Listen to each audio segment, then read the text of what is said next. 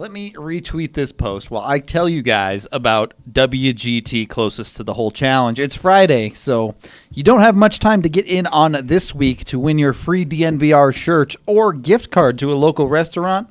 All you have to do is go to freewgt.com to download the app. It's called World Golf Tour, and it's one of the best apps for golf on the market.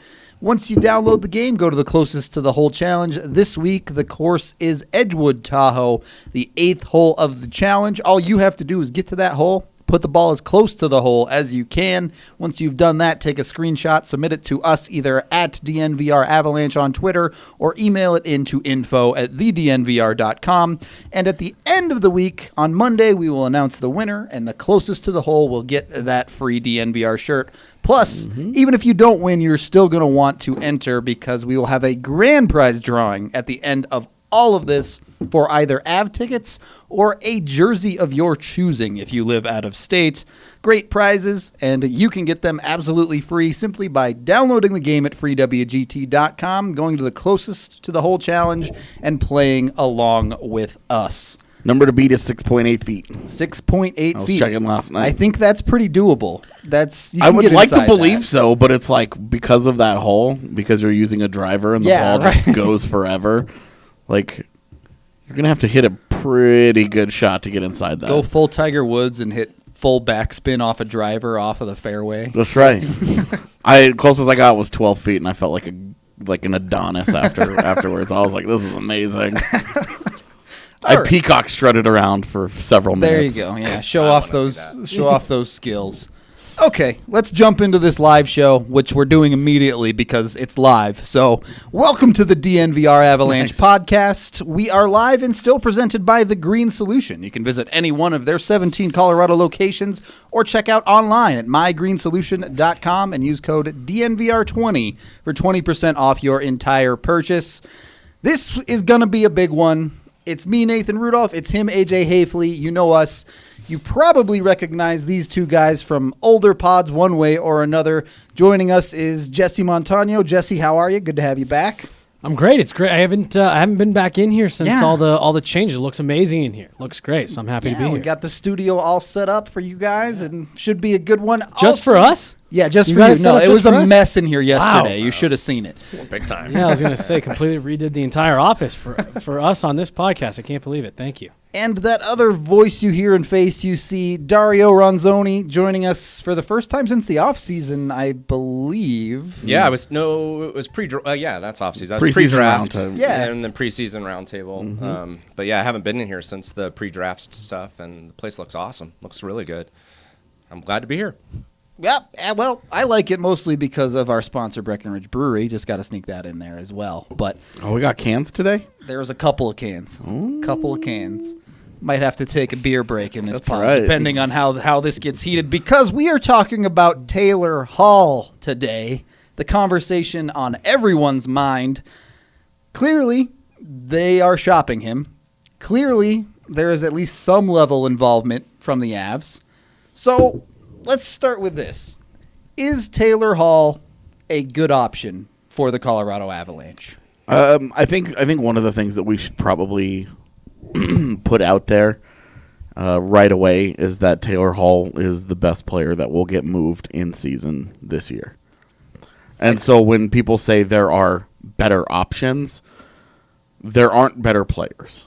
There might be fit, right? Exactly. Yeah. There might be players you like more, who cost less, or I have better contract situation, or a better age, or in whatever way you perceive the fit to be superior than Hall. Hall is the best player that will be on the market and will likely get moved this year. So I think we should probably just establish that immediately, and that Taylor Hall is very, very, very good. Yeah. Because I think sometimes when you talk about these kinds of deals, you can get lost in some of the conversations about the quality of the players involved. Because you're like, oh, well, what about these guys? What about these 20-year-olds that have no NHL experience whatsoever? And here's a guy who has ripped up the NHL for a decade. The list of players getting moved with an MVP trophy is going to be one. Right. Exactly. And P.S., it's not his fault he stole that. Okay, can we stop holding it against Taylor Hall that he won the MVP? Like, we did that. We, the sports writers, did that. Not you want to be mad at somebody for Taylor Hall winning that. It's not Taylor Hall's fault. So he did not vote for himself in that. As far as we know. Well, No, I'm just kidding. I'm totally He kidding. was not the guys in Pittsburgh who left McKinnon off the ballots. Bro, I will never forget. Let's not rehash Different that topic. So here's my frustration. Not frustration. Here's where I get confused with this whole debate. The people that are the hard no people don't want him. Don't want him. It's like, what?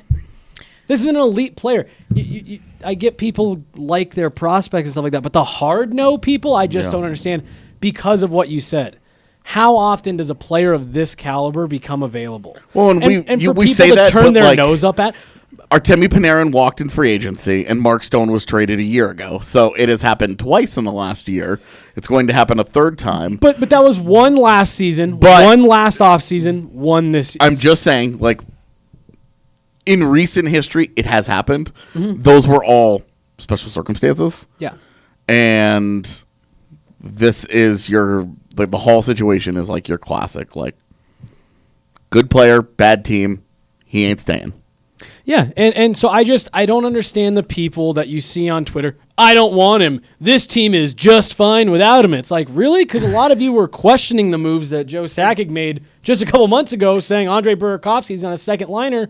You get 20 games, like, oh no, we don't. This team doesn't need Taylor Hall. It's like every team. I could use certainly Taylor think Hall. there's some jumping to conclusions about the price there, because if New Jersey rolls up and says, "Give us a third for Taylor Hall," every team in the NHL does that immediately. Yeah. So I've had some interaction on Twitter with people, and I just try to keep it real basic. I'm like, if you get Taylor Hall for nothing, is it an upgrade to your team? And that's clearly a yes. He's an elite player, amazing speed, incredible release on his shot, and if you look at just his raw, even his you take away the injuries. And you look at his shot production based on like a per 60 basis, he's remarkably consistent. He throws pucks at net at not quite a McKinnon Ovechkin pace, but for a winger, he throws a ton of pucks at net and he scores at a very high rate. He is probably would be the best winger on the Avalanche, and you could make some arguments about Rantanen, but he's a bit of a different type of player because Rantanen doesn't like to shoot the puck as much as Taylor Hall, and I think Taylor Hall would be an amazing mix for the top 6-4 group that we have.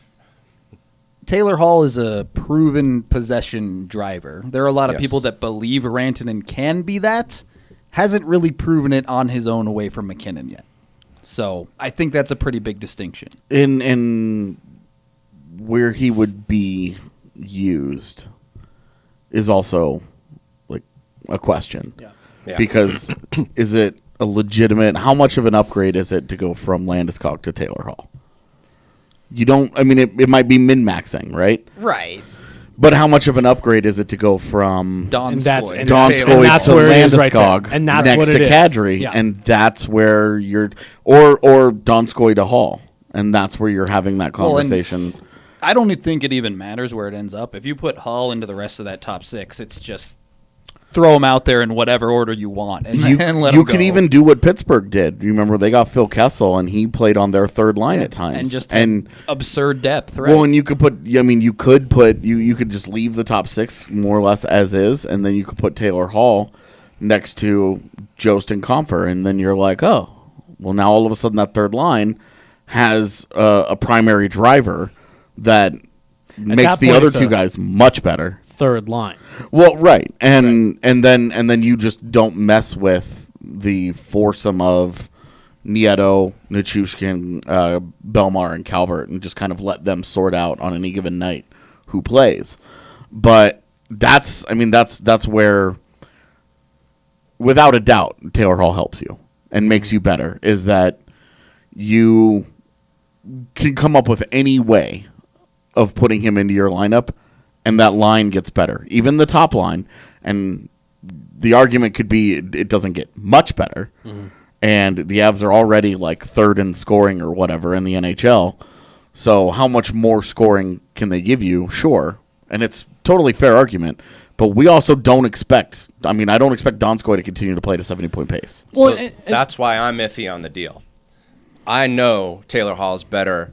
He's an upgrade. But I don't know relatively, based upon knocking a guy like Donskoy down from the top 6 or Burakovsky down from the top 6, if that relative increase in production is worth the cost in a trade based on the pure rental. Now, the other part of me says, who is the best player on this Avalanche team right now who is, without question, in his prime? And this is the argument for the people that say, oh, you got to develop your prospects. We want to rebuild in 3 years. Of course, I'm talking about Nathan MacKinnon. It is his time.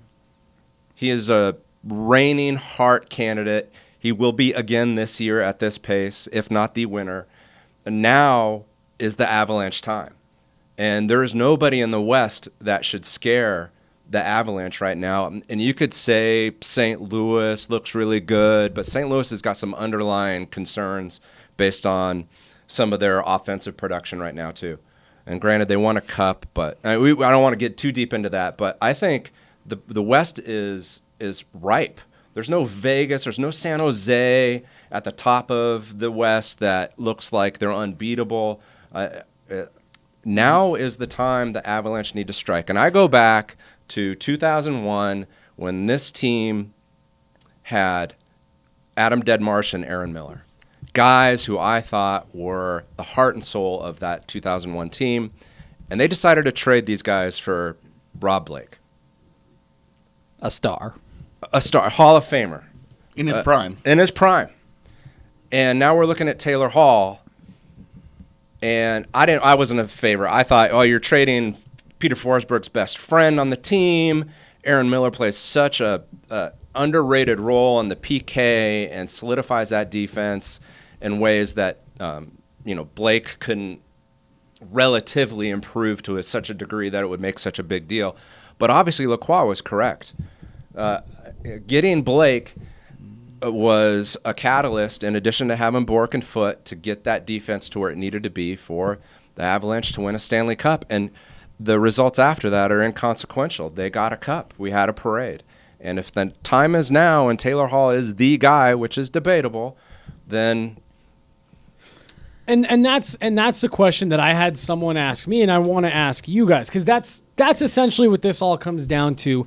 For 1 second, remove the cost, right? Remove what it might cost you in prospects and picks, however you want to, roster players. The question Joe Sakic has to be asking himself is, does Taylor Hall put us over the top and give us a legitimate shot at a Stanley Cup? Because if the answer to that is yes, and again, I'm not sure I know what the answer is, but if Joe Sakic decides that the answer to that question is yes, that this is the piece that really pushed us over the top, then it's exactly what you just said.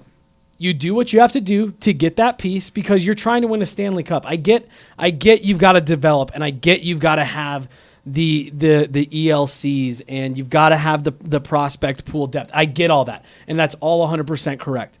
But you look at the Pittsburgh Penguins, and their philosophy is, as long as Sidney Crosby and Evgeny Malkin walk into this building every day, we're trying to win a Stanley Cup. You're entering into that window with Nathan MacKinnon right now, where you are saying, we have to do what we can to win a Stanley Cup right now because our best player is entering his prime, and especially on the contract that I'm sure will get brought up at some point throughout this podcast. You have Nathan MacKinnon on this insane deal.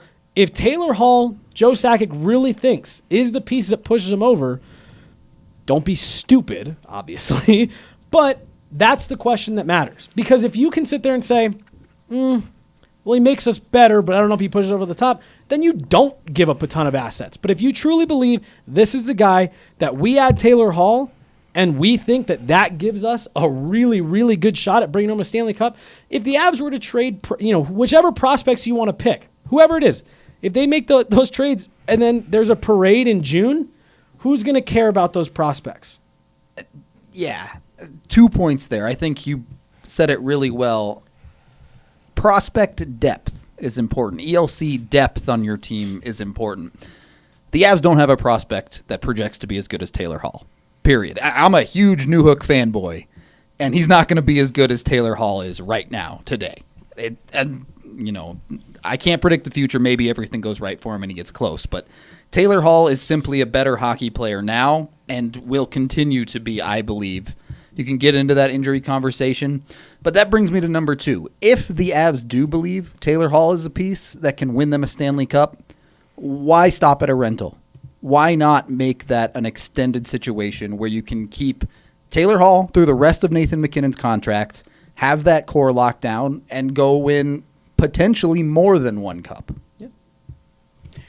And I think that's an important part of this as well, is that if he's good enough to put you over the top this year, he should be good enough next year. He's good enough to put you over the top next year, and the year after that. And like, he's 29 years old, so you wonder where the breakdown happens.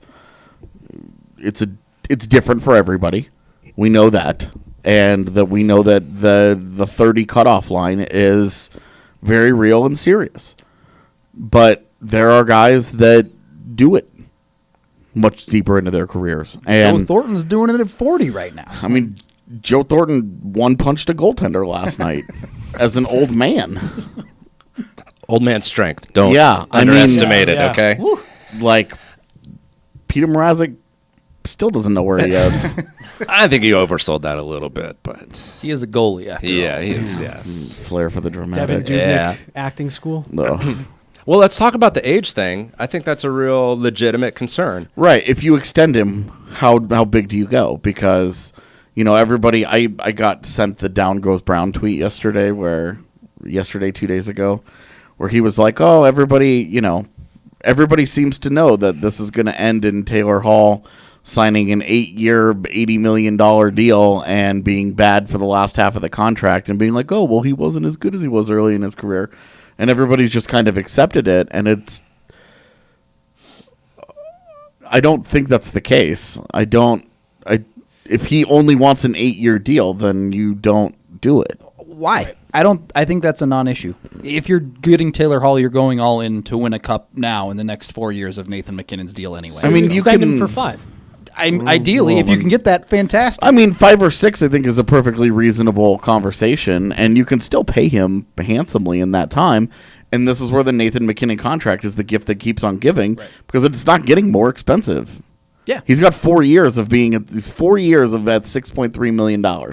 And it is unable to change. If Taylor Hall is willing to accept a 5 or 6 year deal, the Avs should be all over it. I mean, it shouldn't even be a second thought, assuming they acquire him. That deal should be handed out immediately. Yeah, and don't do like what Vegas did with Mark Stone, when they gave him an 8-year deal immediately. But Mark Stone was younger, and so Exactly. the 8-year deal you mind less because you're like, oh, as long as he remains productive through 32, that's fine. But 32 for Taylor Hall is coming quickly. So let's pause on the Mark Stone thing really fast, because I think we all agree that's your biggest comparable, right? Is the Mark Stone It's deal? the most recent. As far as moved pieces, yeah. Right. Does Taylor Hall cost more or cost less? And I know we're going to get more into the actual cost. Money-wise, asset-wise? Asset-wise. Similar. But I think Vegas was in a position to give up the prospect that they did. And you can look at their defense now, and you can make a very cogent argument that as great as Mark Stone is, they could really use Eric Brandstrom. Because that's a defense that you want to know why Vegas has been so mediocre this year. Because 2 of their defensemen can skate, and the rest of them are struggling. And they got rid of Colin Miller, and they got rid of Eric Brandstrom because they got a little... Colin Miller was cap dump. They had to do that to save money. They got and part of the reason was because they got rid of Brandstrom to spend all their money on Mark Stone. Because they needed to get better up front. Now, Colorado doesn't have that problem. If they, just speaking of Are you talking Brandstrom, about as far as money or prospects. But, Brandstrom to Byram would be the line that you draw. Blue chip defenseman for blue chip defenseman, right? But if Colorado loses Byram, they still have Girard, they still have McCarr, they still have Timmins. Right. Derek Anglin doesn't become a top 4D for you all. Exactly. You are not sitting around talking about elevating Ryan Graves into playing 25 minutes a night down the road. He might end up in that position this year. But Real quick side note, how great do you feel for Graves? I feel awesome for him. Great year. Really, I just wanted to get that out really quick. Graves has been awesome. It's been a great find for them, and that's a great trade. I looked up Bigra the other day. Yeah, that's a yikes. Yeah, some of the lulls that Graves has had, it's been nice to see him get on top of them and go back to playing well. Because sometimes a guy hits that lull and that's over. It's over for him. He never recovers. Yeah, it's a short memory. Yeah, it's been great, and I think that they have an NHL player in him. But the point is that he's not going to be in their top 4. Right. And even if they give up Bowen Byram, but that's the thing, is that if they give up Bowen Byram, that's the end of the deal. Well, as far as the Stone thing, I don't think they're exactly equal. I think Stone's 2 years younger. Yeah. He's a much better defensive player. True. You mean as far as like what? As far as the equal return fetches? Well, no, I'm just saying it being equal to this Taylor Hall situation. Okay. And then Stone was dealt at the deadline, right? Close to it. Close enough to it. So basically February. And if you're doing a Taylor Hall deal now, you're getting 2 more months of Taylor Hall. So, they're similar, but they're not exactly equal. Same but different? Same but different. Yeah. And then if you listen to TSN Insider last night with McKenzie and those boys, they know everything, or they know at least what's available to know. Right. Is New Jersey's not specifying, like when Sakic went out with Duchesne, he's like, hey, I want these specific assets. This is my structure. This is my outline of the deal that I want. You're giving me a young defender, a first-round pick, and a prospect. Exactly. And then he told 2 teams that, and they both said yes. And then, but it's the ultimate power move. New Jersey's not putting any of that cost structure out there. They're just like, hey, give us a call. We're going to listen to ideas. And I think that's a huge mistake by Shero, but that's neither here nor there. I think there's some serious horse trading available on Hall. That's what I'm saying. And so it's a little bit different. Making fun of his teeth? I said I wasn't going to make that joke. My wife's going to kill me. She you loves just walked Taylor right Hall. into it. So just to clarify, I don't think they're 1 for 1. Another Taylor Hall joke. But I think that they are similar. I think that's a good starting point. How... If the Avs get Taylor Hall, should they go acquire an unprotected first? And this is as a joke. Because Taylor Hall will win you the lottery. It's a proven fact at this point. Which actually brings me to the last thing that I want to touch on before we really move on here is Taylor Hall locker room cancer. Nah, boy. Yeah, let's talk about that because that is like that rumor just... It's a weird thing that people present as fact. And every time they do it, I'm curious. I'm like, is there something that I've missed? Because there have been things, like, I've been a longtime Robin Lehner fan. I had no idea that he had done he has very questionable views on things that, as I've learned over the last last 2 weeks, I've been like, that's disappointing. Like, I'm not as big a Robin Lehner fan today as I used to be. And I keep waiting for the people who keep talking about him as a locker room cancer to provide something. And I don't see it. And I remember when he left Edmonton that there were plenty of stories. And I also know that Edmonton media is among the most pro-organization media in the league. And that it's kind of like Boston media in that it seems like every time a high-profile player leaves that town, all of a sudden, all these stories start to come out, and all these character questions start to rise up that were not there when the player was there, or were made more of after their departure. And I would also say Taylor Hall has been in New Jersey for several years now, and I am unaware of anything going on. Well, here's my litmus test, and you're right. The Edmonton media and that market, if you like, Jesse Puljujarvi can never show his face in that market now because he doesn't want to be there, and the knives are out in Edmonton. They don't want anything to do with him. There's almost a hatred there. And the same is true. I mean, if you want an equivalency, it would be like the Denver feel for Jay Cutler, who was traded, but there's a serious hate there for that guy. Maybe for Josh good reason. McDaniels. Right, and so Don't come back into this town, dude. right, yeah, Josh McDaniels not welcome back. But the litmus test for me is the summer after Taylor Hall left Edmonton. Eberle had a wedding, and you know who was invited? Taylor Hall. And the video, and the Edmonton market, they take every Instagram photograph, every possible piece of a player's personal life and publicize it. But that's just the part of playing in Canada. He was laughing with the boys. He was part of the group. He was obviously invited to a player's wedding, and they spend time with each other in the off season. I don't see those kinds of things from Matt Duchene after he left. I didn't see posts on social media about, hey, it was great playing with you, enjoyed our time together, best of luck. I think those are telling, and I don't see any evidence anywhere, as far as I'm concerned, that Taylor Hall has any kind of locker room problems.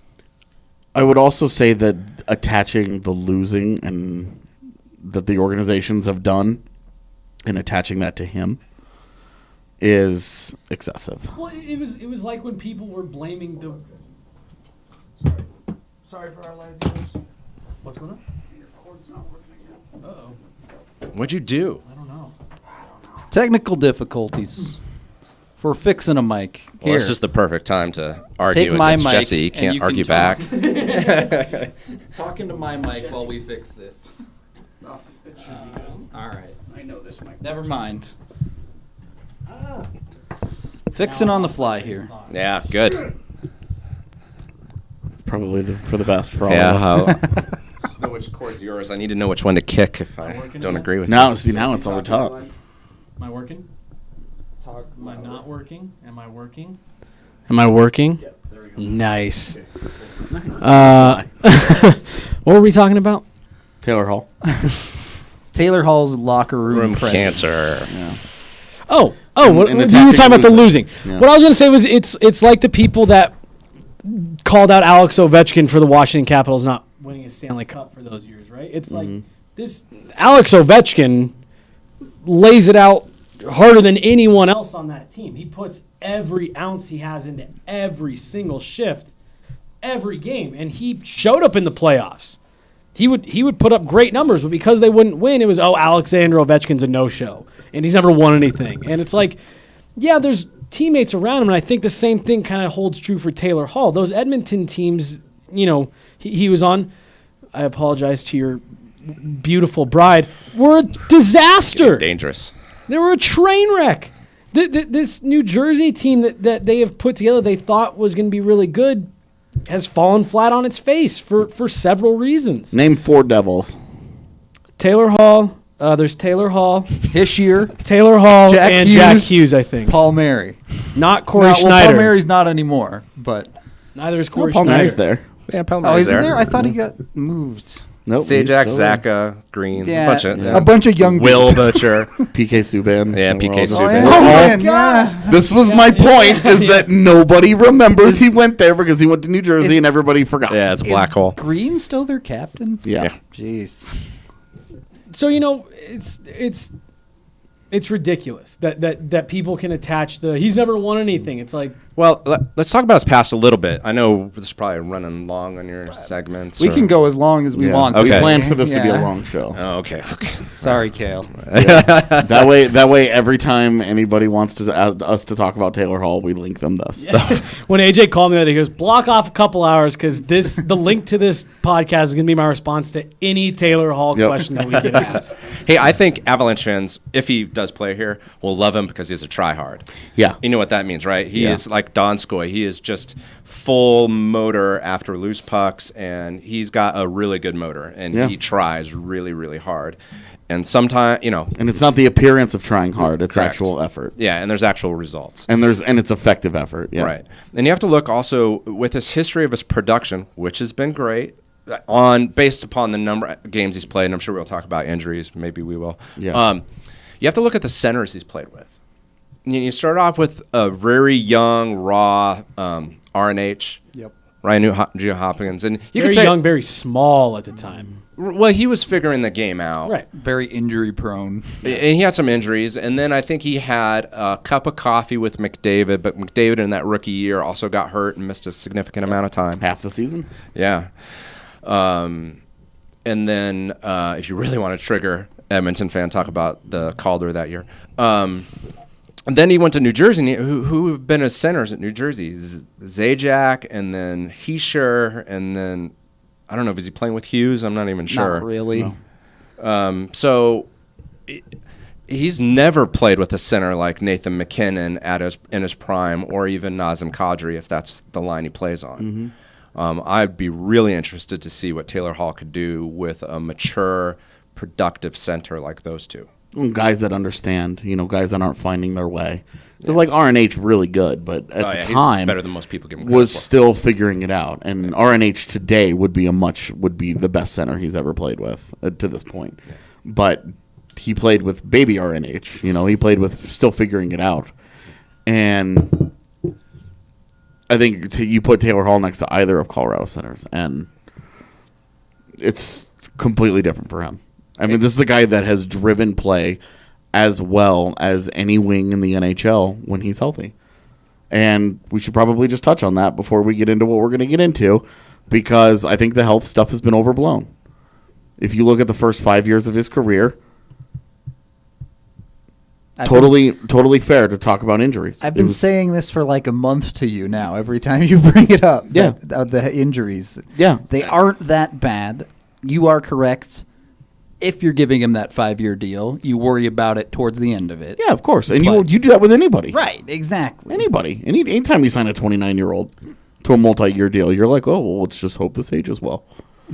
Pretty much. So aged pretty well for Carl Soderberg. People didn't complain about that. Incredibly well there. But as far as his injury proneness or whatever you want to call it is concerned, I don't think it's any more of a risk of anyone else on the Avs. That's what I was just about to say. Well, and you run that risk with everybody. Yep. You do. And the first 5 years of Hall's career, tons of injuries. The last 5 years of Hall's career, he had an 82-game season, and then he had 3 other 70-game seasons if he stays healthy this year. Yep.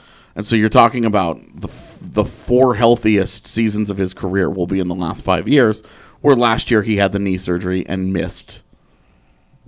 Yeah. He only played like 20, 30 essentially games or something. 1 year that was really a significant injury. Right, in the last 5 years. Otherwise, he misses 10-ish games a year, which is the same thing you can say for Gabe Landeskog. Landeskog, both. Exactly, yeah. and you don't hold that against. Nobody holds that against them. It happens. 7 of his 10 seasons so far, he's played more than 60 games. And see, like 60 games is a pretty low barrier, because then you're talking about you miss 20 games a year. You're not there for a fourth of the season. So I was looking at the 70-game barrier, because 10 games is like guys get nicked up. You can miss 3 games here, 2 games here, and it adds up. But with Hall, it's 4 of the last, counting this year. This is assuming he stays healthy this year. It's 4 of the last 5 years it hasn't been a problem.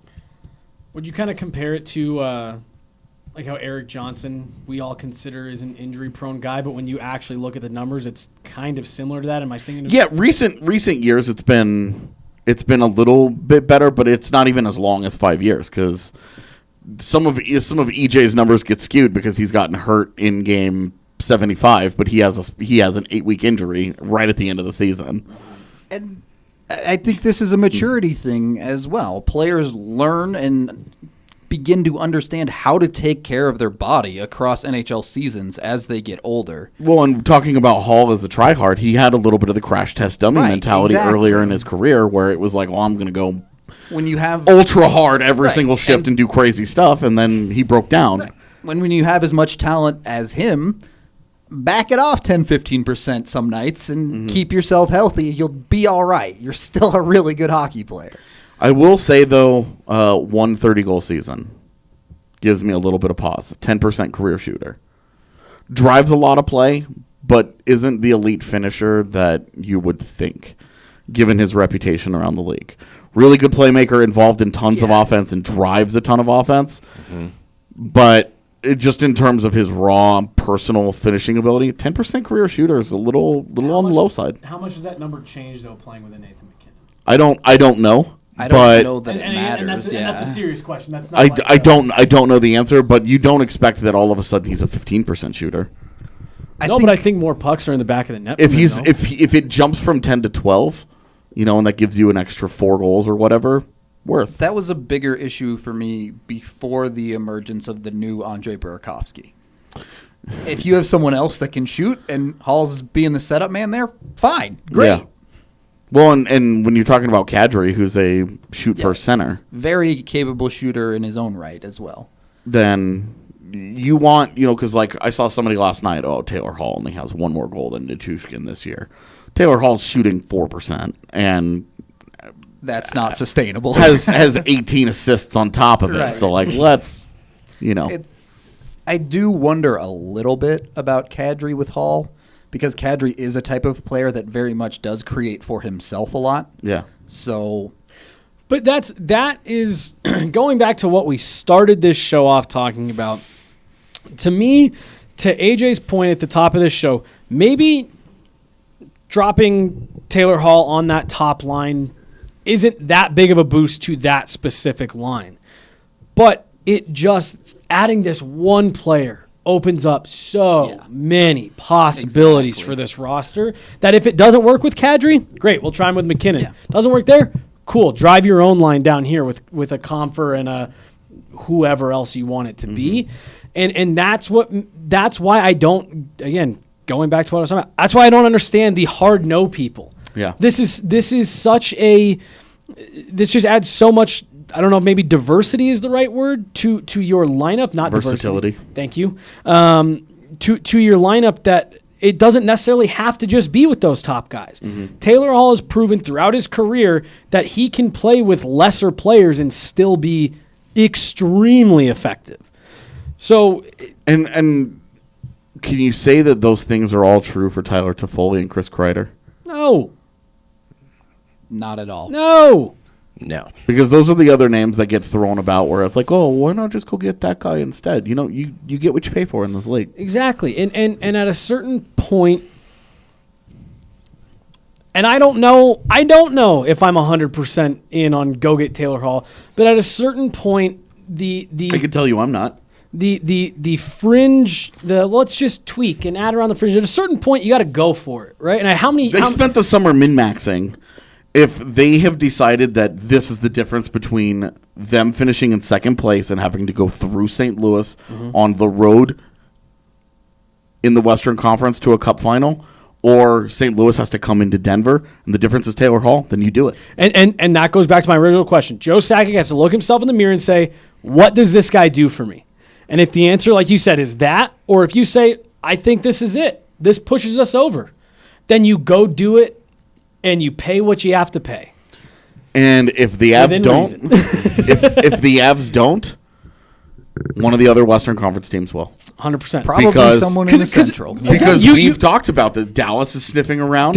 Nashville. Dallas, they don't have the money.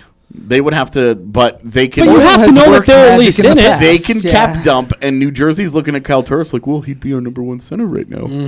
Arizona's in the mix. And guess who's coming to the Central? Yeah, Arizona. Yeah. So it was Dallas, St. Louis, Arizona, Edmonton. Great. Those are all the top teams in the West right now. Not Colorado. So if you're not getting Taylor Hall, there's a very good chance you're having to go through him. Which one would you rather? Well, the other side of that, just to play devil's advocate. Perfect. Pun intended or no? You're killing it on the accidental stuff here. Just one right after another from Dario today. Damn. So, play devil's advocate. I think that, hey, if St. Louis, as an example, Probably looking right now as the most dangerous competition to the Avalanche. They go acquire Taylor Hall. I am a little bit excited about what they would have to give up to make that happen. But it won't come from their NHL team. It's one player from the roster at most. Exactly. Okay, and that's fine. But they're in a cap situation, and they have their captain as a UFA. I think he's gone regardless. But Right. And I think if San Jose had to go back in time and get Carlson and giving up Pavelski, I don't think they would do what they've done. There's always what's that? They've not won a cup? Well, but San Jose is the fear. San Jose is what I'm exactly. saying might be the result of acquiring Ottawa Taylor is the fear. for a team like St. Louis, a team on the cusp but hasn't gotten over the edge. They got their captain and their leader as a pending UFA. I think that's a dangerous trade for them, and not this never year. stopped NHL GMs before. No, I understand. Right. And But if they win back-to-back cups, then oh yeah, they don't care. Well, and that's what makes Colorado different from those other teams that you just listed. I don't want Hall, O'Reilly, and Tarasenko on a line together just to open up a playoff series in the Western Conference Finals in St. Louis. That's my nightmare. Mm-hmm. Now that I've put it out into the universe, that's what I'm waking up in cold sweats thinking about at night. Now I know why you flipped upside down that other night. I did it last night too. Yeah, well, But don't know so what's going on. everything that you're saying, though, I agree with you on that. Some of the other challenges that some of those other teams are going to have, whether it be cap, whether it be you are clearing the cupboards. What was that? Age. Yeah. You look at Dallas. That's already an older team. You're going to add a guy going on 30. Arizona's looking to find the guy, right? So all these other teams are looking for Taylor Hall to solve problems. Maybe not St. Louis, but they have separate issues that you just laid out. Everything that I just listed, the Avs don't have that problem. You trade away, if it is a blue chip prospect, Timmins, Byram, you still have one. And you have Cale Makar, who's in the first year of his career. You have Sam Girard, who's 21 at a 3-year veteran, right? Signed for eternity. Miko, 22, signed for 5 years. Right. McKinnon, 4 more years. You've got the cap You are space. going to have the question, though. You do have to re-sign. You have to re-sign Gabe Landeskog, Philip Grubauer, Cale Makar, Taylor Hall. All of these guys are all going to be up in within 2 years will be on new contracts. Now, How much of that is 2 years from now's problem, though? It all depends on what happens in June. It's not a problem next year because any extensions that they sign don't kick in. They've already got Grubauer, Landeskog, and Makar all under contract for next season. Yep. So next season isn't a problem. It's 2 seasons from now. Yep. How much of that, and they lose some money. Colin Wilson's money comes off the books. Matt Nieto's $2 whole million comes off the books. Ian Cole's money comes off the books. Nikita Zadorov, we don't know what that money looks like. He's an RFA. We don't know if that money is coming off the books. The cap will go up 2 years in a row. So you're talking about there's a chance that they could just afford all of them. Yeah. There is. I believe there is a solution that gets us to that, and that's something we can get into, as well as get into a little bit of the conversation of what this trade might look like. So we're going to take our first quick break here as I tell you a little bit more about Breckenridge Brewery, the official beer of DNVR. I always try to Vanna White it and mess it up, but I'm trying. This is the vanilla porter. Yeah, I like that you raised it up like Simba and then had to turn it. Yeah, I was like, oh. Rafiki didn't do that. He just went like this. All right, there was no like. I don't have the Rafiki skills, unfortunately. The uncanny valley of the live action got me all messed up. So, but Breckenridge Brewery Vanilla Porter here, or as the NBA guys call it, the Vanilla Porter Jr. Very nice beer. Nice. I don't know what to call it other than it tastes like a vanilla porter. The name speaks for itself for the most part, to be honest. If you like porters, you'll probably enjoy this one as well. Kale always stares me down and is like, you got to talk about the IPA, because I know he's an IPA man himself. So there's the Hop Peak, there's the Avalanche, there's the Agave Wheat. They have a ton of awesome beers, and most of them are available in your local liquor store. Go check them out if you haven't already. I promise they have a beer that you will enjoy in one way or another. And you can also keep an eye on the DNVR.com and the Breckenridge event calendar, where we have all of our events planned. We bring Breck Brew to all of them to drink. Come out, have a few Breck Brews, have a good time with us. All right. Second period of the podcast. I know over there, AJ and Dario are going to be our New Jersey representatives. Mm-hmm. That's right. They've been scheming. They've been thinking up plans over there on how to get the most out of Jesse and I being the Avs in this situation. And they're going to ask for a lot, and I'm going to be saying no a lot, I suspect. So, First of all, rude. Right, and give us a little respect. We're professionals. That's right. Yeah. Dario put on his glasses, so you know he's a professional. yeah, here he's got to bring up his flow charts over there. They don't even look real. I can see the prescription there for sure. That's giving me a headache just from here. It's just reading glasses, man. This is gonna happen. Oh, okay. Look All right, who- well, that look makes who's more sense. talking. Because I thought those were your actual glasses. I was like, that's a hell of a prescription you got in there, man. No, But only the man. reading glasses. That makes a lot more sense. Fine. All right, yeah, no, Yeah, that's unlike good. somebody at this table. Me, yeah. Talking trash about my eyes. See, All now right. this is making me feel like a millennial because I got LASIK. So, I'm waiting. I can't do that. The dude shopping for a cheap graphics card and sitting over there got LASIK. I didn't pay for the LASIK. I would assume. What are you, Canadian? I wish. Yeah, all right. So I think there's an obvious starting point for this conversation of what Taylor Hall is going to cost. All right, so let's talk about Bowen Byram. Let's not. One for one, take it and leave it. Exactly. This Take it makes or it, leave it. this makes it easy on you, Joe Sakic. It's just clean. It's just one for one, and it's an easy deal. Tell you what, Bowen Byram and No. Okay, Owen Byram. good call. No need to say anything more than just the word no. Well, no. When you put Bowen Byram and is where I plant my feet firmly in the I would ground. say like a 2021 second round pick if he resigns. That's fair. I agree with my No. co-GM. So you're we're saying gonna have to have some discussions. I think there's a miscommunication. So you're saying in Joe our office. Joe It's like a Sakic. real GM office. I know. Right? Yeah. So you guys representing the Avalanche, you're both saying that no matter what, it's a hard no on Bowen Byram. Byram's not happening. That's not necessarily what I'm saying. Necessarily. Okay. If you throw in a first with Taylor Hall, I'll give you Bowen Byram. All right, so what? Our first? Yes.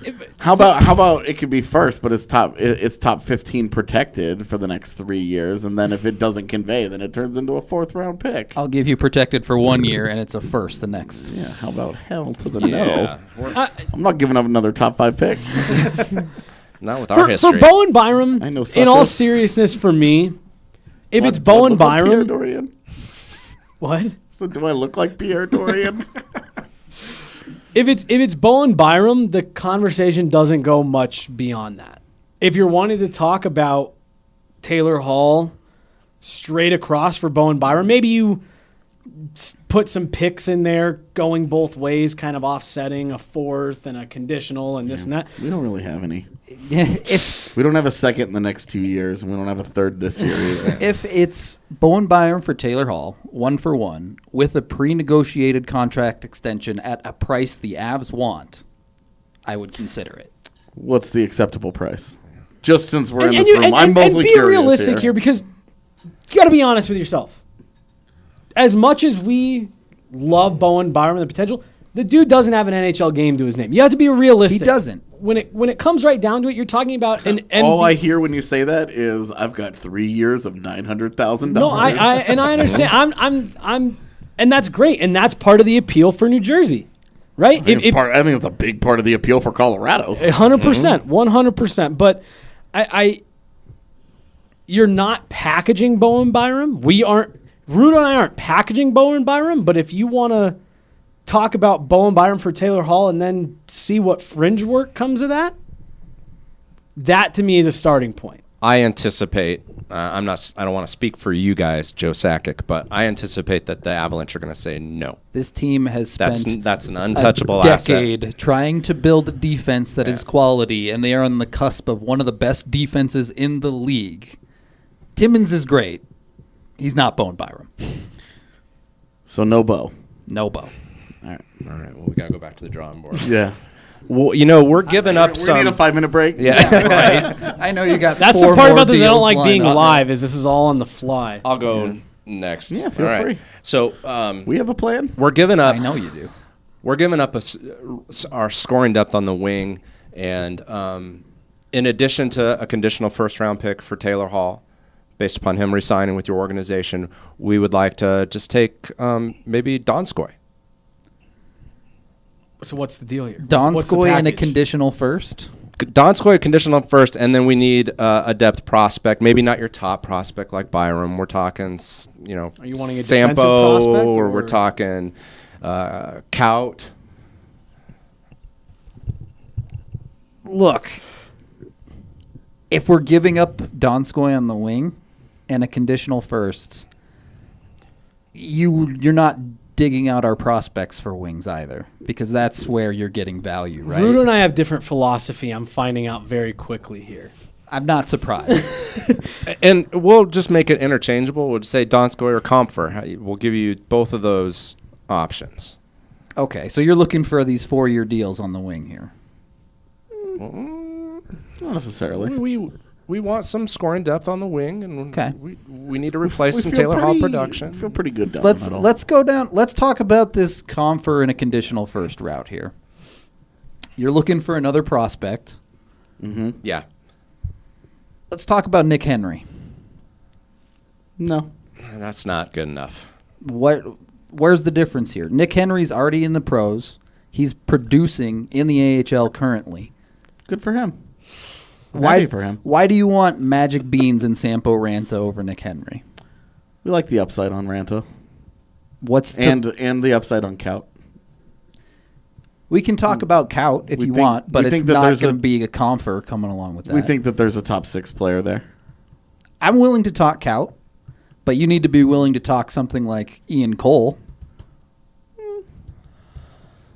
That's not good enough for us.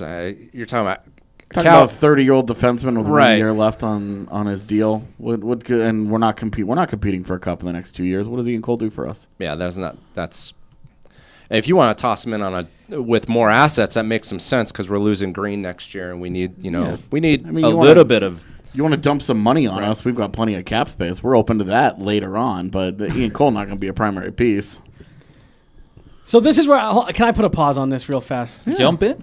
You guys look uncomfortable. I'm cozy right now. We're getting somewhere. These are depth prospects that we're talking about here.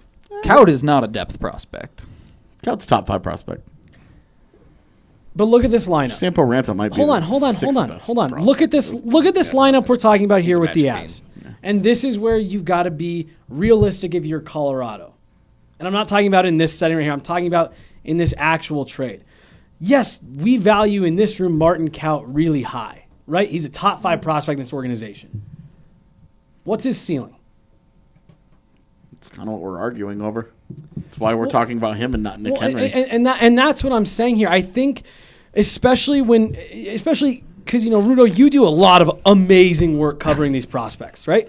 You put in a lot of effort, a lot of legwork. So you're attached to prospects. Not that that's a bad thing, because you see them on a different level than we do. When I say we, I mean me. I don't want to speak for you two. Bunch of slackers. But I Filthy think casual. I think Avs land has to understand that everybody loves their prospects.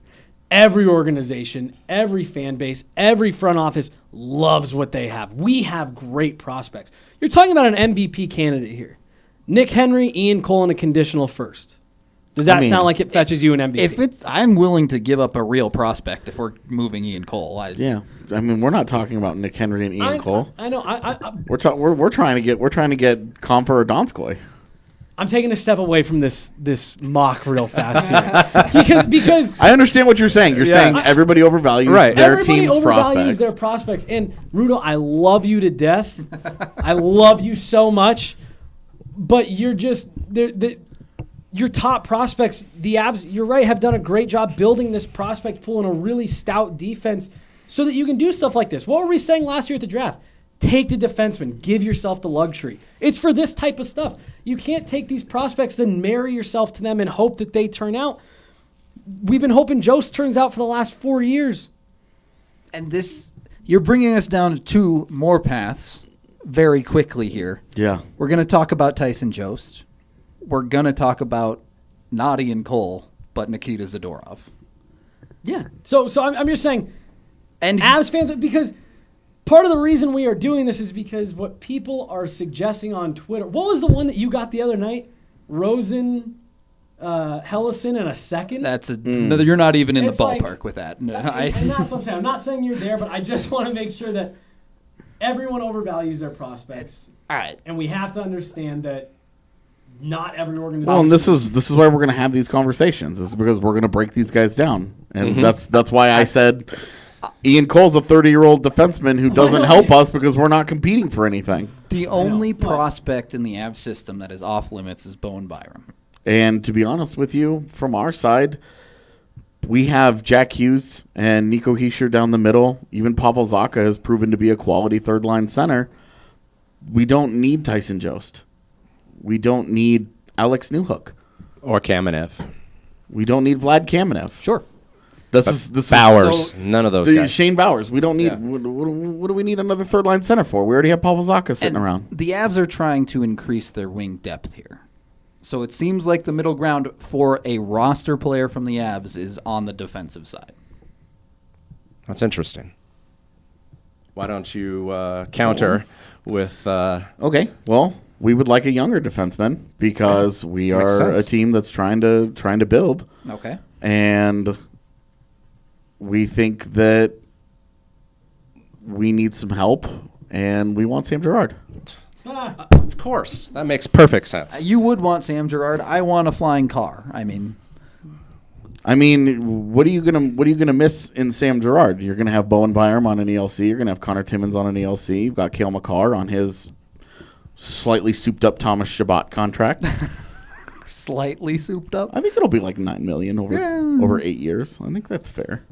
But between $8 to $10 million. You're giving us Taylor Hall on a 1-year deal, and you want to take a top pairing defenseman away from us. Well, Can we talk to Taylor Hall before we do this? yeah, of course. Yeah, sure. Always under that. We're not That gonna. helps. You want a young This defenseman. is not like the You want RFA years. USSR, man. You can talk to him. It's fine. Can we negotiate with Where is Of course. where do you fall with this? Because Sam Girard's too high. So Sam Girard's also a no. Ian Cole is too low. Of course. Nikita Zadorov is the middle ground here. Wow. But Nikita Zadorov is.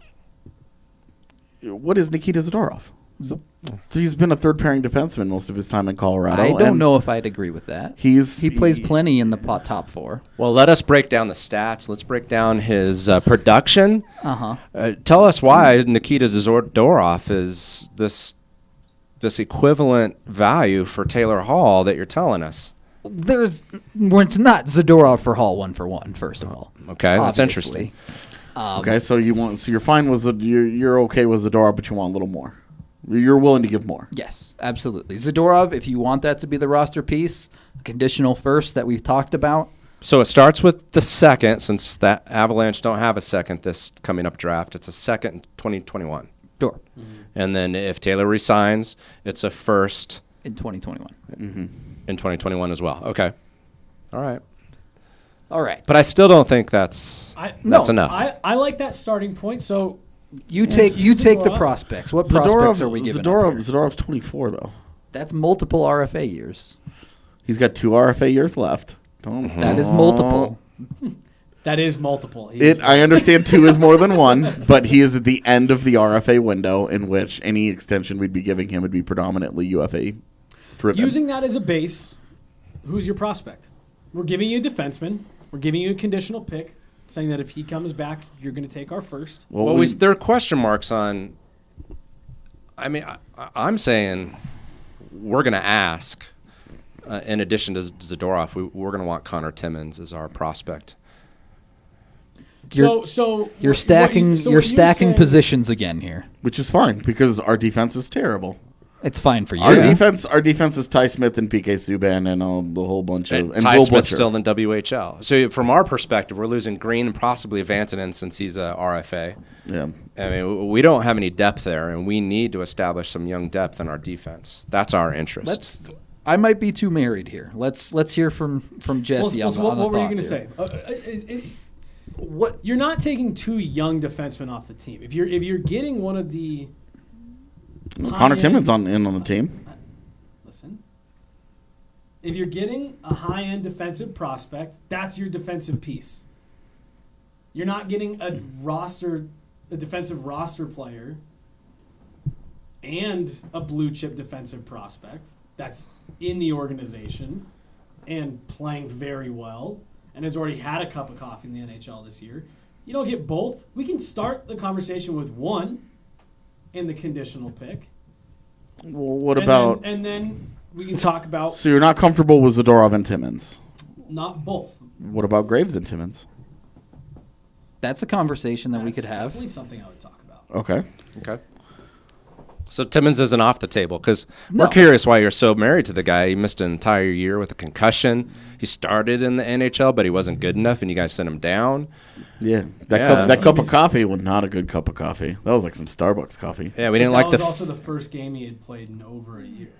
Yeah, have you seen that French roast he's brewing down in the AHL, though? I mean, come on now. I mean, that's what's piqued our interest a little bit, but we have concerns. That's not a perfect prospect there, you guys. Right, which is why it's also upside. Right. Look, clearly there is high upside on Timmins. How high do you think it is, though? Because like Connor Timmins, but now we're still not going to play ahead of PK Subban. Could he play with PK Subban? It's that level of competition. He's not ready. Not right now, but neither is Bowen Byram. Are you more interested in Nikita Zadorov or Connor Timmins? Want to play our cards? Yeah, no, I don't. How long did you guys spend on the phone? Probably way too much time discussing this. Honestly, we want to start with Timmins. Okay, let's start there. So stepping away from the role play, and you guys think the Avalanche wouldn't be a hard no on Timmins? They would actually give him some room there. I think there's a negotiation there. Okay. Absolutely. My honest opinion, like you said, stepping away from the role play. I think if you truly pushed him on it, I don't think there's any prospects that are truly off limits. I think the Avs are going to do. I can tell you that's not true. Yeah, but we also said for a definitive fact in this office they weren't drafting Bowen Byram. That it was 100% fact that they weren't. That was also contingent on something not happening that happened. So. Right, so that was the information we had at the time. So that's what I'm saying. I don't think we should say 100% they're not moving Byram. I think they're going to do every last thing they can to avoid it. But I don't think... I'm scared I messed up again. I'm scared I broke it. You got a bad mic. It's not the cord. I think it's the mic. It's like there sometimes and then goes away for like a second. Like the audio's there. I just don't want to mess with it and have it be bad. But my feeling is, and I don't have any specific reason for this, but I have a feeling that Joe Sakic and that team have roadblocks in front of Byram and Timmins. And then I think they're very reluctant to let go of Newhook, but I don't think New Jersey would be interested in Newhook. I do too. I think there's roadblocks in front of those two prospects, but I don't think they're impassable. To AJ's point, I think there's a lot. I think there's a lot of barriers between, the Devils GM and Bowen Byram. But do I think that he 100% can't get over them? I think you have to be the juggernaut to run through that many barriers, basically, to get to Byram. But so you have to be a fictional character. Yeah, a fictional superhero to get Ryan through those Reynolds walls. Knows him, So back to the proposal that you guys aren't completely against. That was Graves, Timmins, conditional first. Okay, you're willing to give up two young defensemen. That's a conversation I'm willing to have more than Zadorov. I wouldn't mind bringing it back around to potentially a JT Compher type and Timmins. So Compher, Timmins, and a conditional first? Yeah. I mean, We know what Compher is. I'm comfortable with that. I like that. Okay. He's a pretty flexible player. He can go to a lot of different places, but he's not. His ceiling's pretty well established, I think. yeah. But is it higher than... And I like that contract. Yeah. I mean, it's fine. Yeah. I mean, Not that Compher we would have be a guy cap that we would problems, protect but- in expansion. Yeah. So that wouldn't have to... It's not like we'd trade for him and watch him go to Seattle. I think in general, that's a fair deal. I'd be fine with that. Yeah, and I also where are we? think Graves, Timmins, and the conditional first is a pretty. I think it's actually a better deal for New Jersey. That would be the deal that I would want because I think I wouldn't do that. Which one? Graves and Timmins. I'd do it as the Avs. I like Graves, but Graves, I mean, if we just put him in the third pairing role, like, you're going to find lots of those guys. Yep. Those guys are pretty readily available. right. But how old is he, and what's his contract status? And Graves, I believe, is 24, 25. Okay. And He's Zadorov, but he's the door. less Okay. proven. yeah, right. Basically. Well, we have a counter proposal. Of course you do. I imagine you have 2 or 3 at this point. We want. We're going to show our cards, or you still want to Put them on the table have these guys walk the coals? so for a me and little- Jesse can yell at you about how dumb you are. You guys haven't given us. Either of those proposals. Well, because you guys are coming to us, right? You guys are the ones who are risking losing a superstar to UFA. Yeah, I mean, if we don't go to you guys, we can always just call Yeah. St. Louis and give them to your direct competitor. Yeah, can you guys hold? We have got Connor Timmins? we got St. Louis on the other line. Just give one. Yeah, what are one they more. offering you? A 4th and a bunch of I'd be willing junk to over bet there? that our competition can't quite offer what we've got in the cupboards. I don't know. So go ahead and call them. Costin. Call Arizona. Okay. You want Klim Kostin? I'll- Okay, I'll Timmins is call- off the table now. I'll call Arizona and I'll ask for Barrett Hayton. Barrett Hayton's a bum. Yeah. But Arizona doesn't know that yet. That's go for it. Yeah. If you know that, but Arizona. When doesn't, you I don't come know why crawling want- back. I mean that's why, you know. That's why you're here. Right. Keep going. I mean, you want us to call them, and you want. I mean, Because you're I know that what you guys want from us is better than what you want from them. Yeah, you're going to be up So I late know at if night. if you're really trying to get the dude that best gave us guy the you speech about loving our own prospects Is in love with his own prospects. is in love with their own prospects. I'm willing to move them Yeah. because I know how good they are. And my point is, if Connor Timmins, if you're going at Connor Timmins, I know you're not going to go find anything better than in Arizona, St. Louis, Dallas. Is my point. I'm willing to give those guys. I mean, there's no Bowen Byram in any of those. And that's why you But- can't have That's him. why I'm saying go That's- call them if you want. But I'm saying you can maybe. we're not getting Bowen Byram, so I'm I saying mean, you can maybe have him. there's lots of middle ground that we can work with. So are you not going to? So are you? So- where are we? Where are we? Ace is full. What do you got? Well, I think we can compromise. We can tell that you guys really don't want to give up Timmins. We can feel it Timmins? on the side of the room. Yeah. Yeah. Sure. We can feel it. Definitely. That's So- what it is. Yeah. So we're willing to take a step back, and we think that may be a better fit for both organizations at this point. Considering the Seattle expansion draft and everything coming up, that'll be a challenge for you Avalanche, is that we think that Nikita Zadorov is a want piece that makes sense for both teams. Okay. Okay, the conditional ears are first open. goes without saying. That's always been on the table. You know we won't do I anything think that's without just that. a fact at this point. But we need a little bit more than Zadorov and a conditional first for Taylor Hall. And we're not talking trade line Taylor Hall. We're talking an extra couple of months of Taylor Hall. So, Couple of Are you months sure the means Oilers needed nothing. less than that? Can we get Peter Chiarelli back at this table? there has got to be plenty of time on we his need hands. we need a prospect in addition. And we understand that Timmins probably isn't that guy. Who do you think? I mean, if it's going to be Z in a first, I'd prefer Newhook.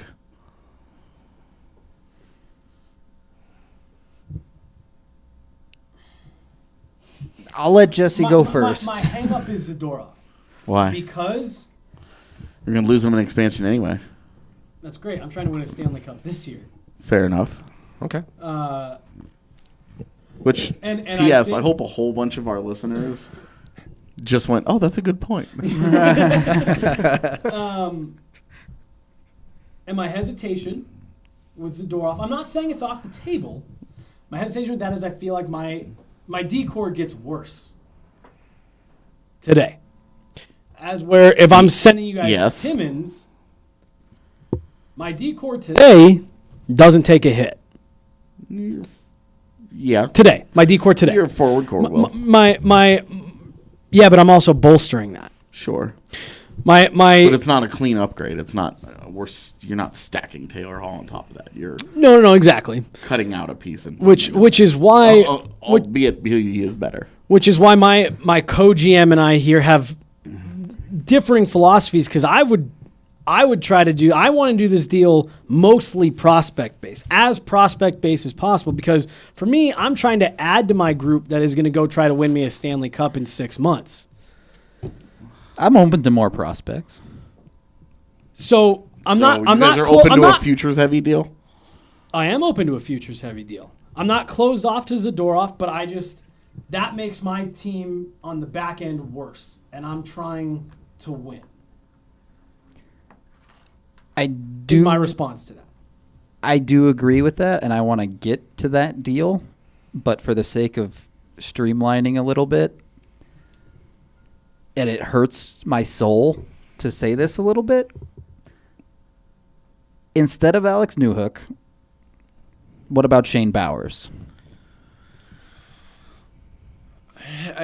What about Shane Bowers? Yeah, I don't know that he's projecting it, as far as we can tell with our scouting. That looks like maybe a third line center, second if he does something crazy. We've got that. We kind of have that established. Look like to you?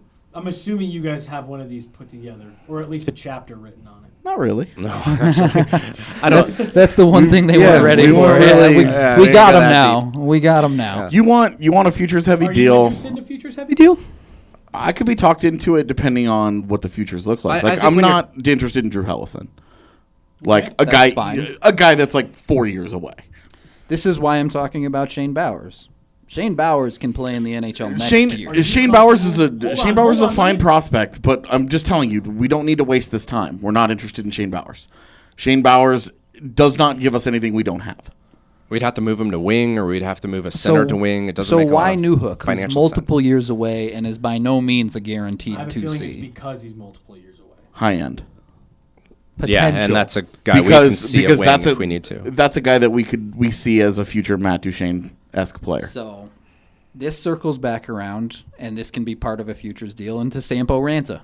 If you're looking for high end, I would value Newhook more than Sampo Ranta. Okay. Are we talking just a pure futures deal here, or are we talking Zadorov plus Sampo Ranta in a first? Let's look at just futures then. So we're talking. So to be honest with you, if I'm looking at Colorado's system and I'm looking at what we have for New Jersey, and you guys don't want to touch your NHL roster today, you guys are saying we just want to purely add Taylor Hall to what we have. Yep, that's my preference. I want it to be, if it's purely a futures-heavy deal, I want Timmins because he's as close to NHL ready as it gets, so he's an immediate upgrade for us. He's essentially not a future. He would come in and play in the NHL for us, right. But he's not on your roster, so I want Timmins, I want Annunen, and I want Ranta and the first. Yep. I'll give you Timmins, I'll give you Ranta, I'll give you a hard first, no condition. Well, we're taking more risk when we're doing a pure futures deal because we're giving you a legit player. And right now we are trading Magic Beans. Right, those guys, all those guys could not work out. There are 2 games combined in that, 2 NHL games combined in that entire package. What if we throw in an additional third this year? No conditions on the picks. Timmins. I'm not interested. The third doesn't work for me. Timmins, Ranta. Hard first, third. I want a conditional first next year. On top? Yes. What If you're not going to give me All right, Annunen, all then I right. want a conditional first next year if he resigns. what if we give you the hard first this year? What? I could see just the angst over there. It's just killing Hard me. first. Then that third has a condition on playoff success and Taylor Hall playing in X number of those games. Playoff success. So it's the deal would be Timmins, Ranta, right? Yeah, Timmins, Ranta. I'm comfortable with that. 2021st. I'm comfortable with that. A 2021st conditional third if the Avs. What's your condition? Or is it if he re-signs, it becomes a second first? Two firsts is just steep. I'll give you a conditional third that becomes a second. I bet you would. The second pick. You don't mind giving up the 58th pick or whatever it is. And you don't think we can get... Is it that much different than the 29th? I mean, I don't know. I mean, Connor Timmins is drafted 31st. So Yeah, that's 32nd. 32nd. Was it the first year of Vegas? Yeah. It Yeah, was. yeah. All right, 32nd. which is a first after 2020 the first expansion. round pick. Right. 2021 second. No. I either want Annunen or I want two firsts. You know our goaltending situation. We need Exactly. No faith in Corey Schneider.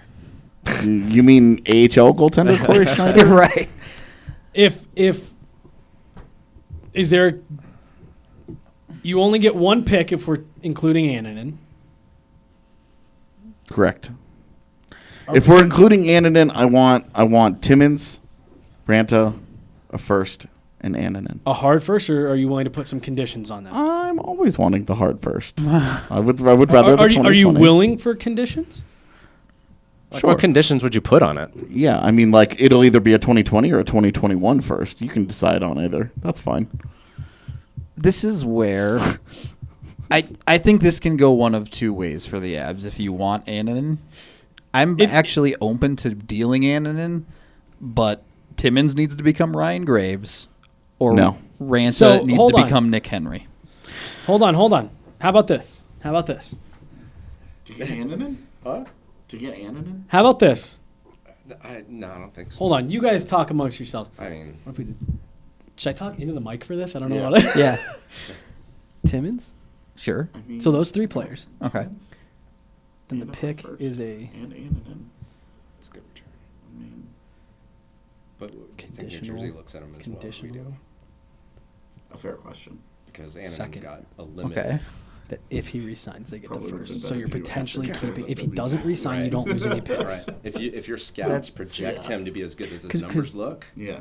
That's Where do And you you, get where do, four where do you WCs. see where do you really see Annunen for this organization? you look pretty damn good. You've got your But if long-term he doesn't starter, look good, and I you mean, just that's- plucked you have to Francouz think out of the about KHL. GM. I'm, They don't I'm wanna look stupid. comfortable So with no- Annunen but no moving. Ranta. It's the second first that really gets No. I'm saying I think the Avalanche should probably the rant him more. those three players and then one conditional GM's pick large. that if he Right, resigns, played it a- becomes a first. Okay. So we're not giving up minor a first role round in pick unless he the, resigns. the showcase.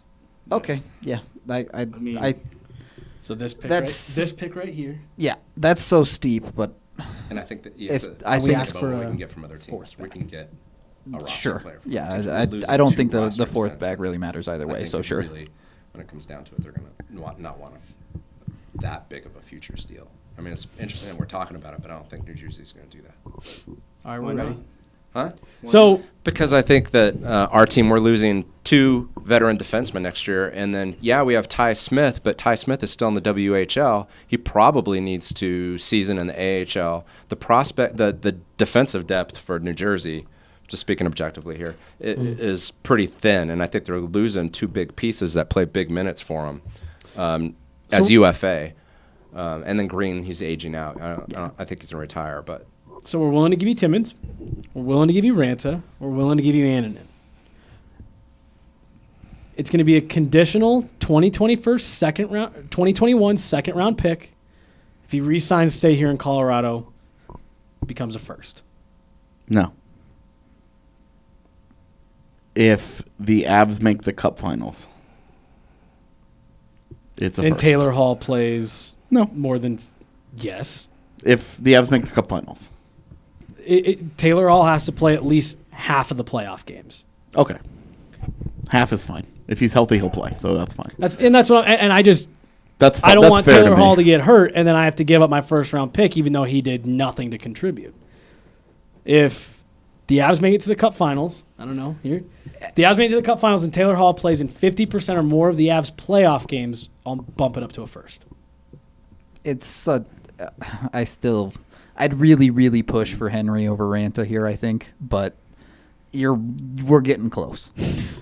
Since we're giving you Timmins I and can tell you I'm not going to take Henry. I okay, figured. who else would you take instead of Ranta?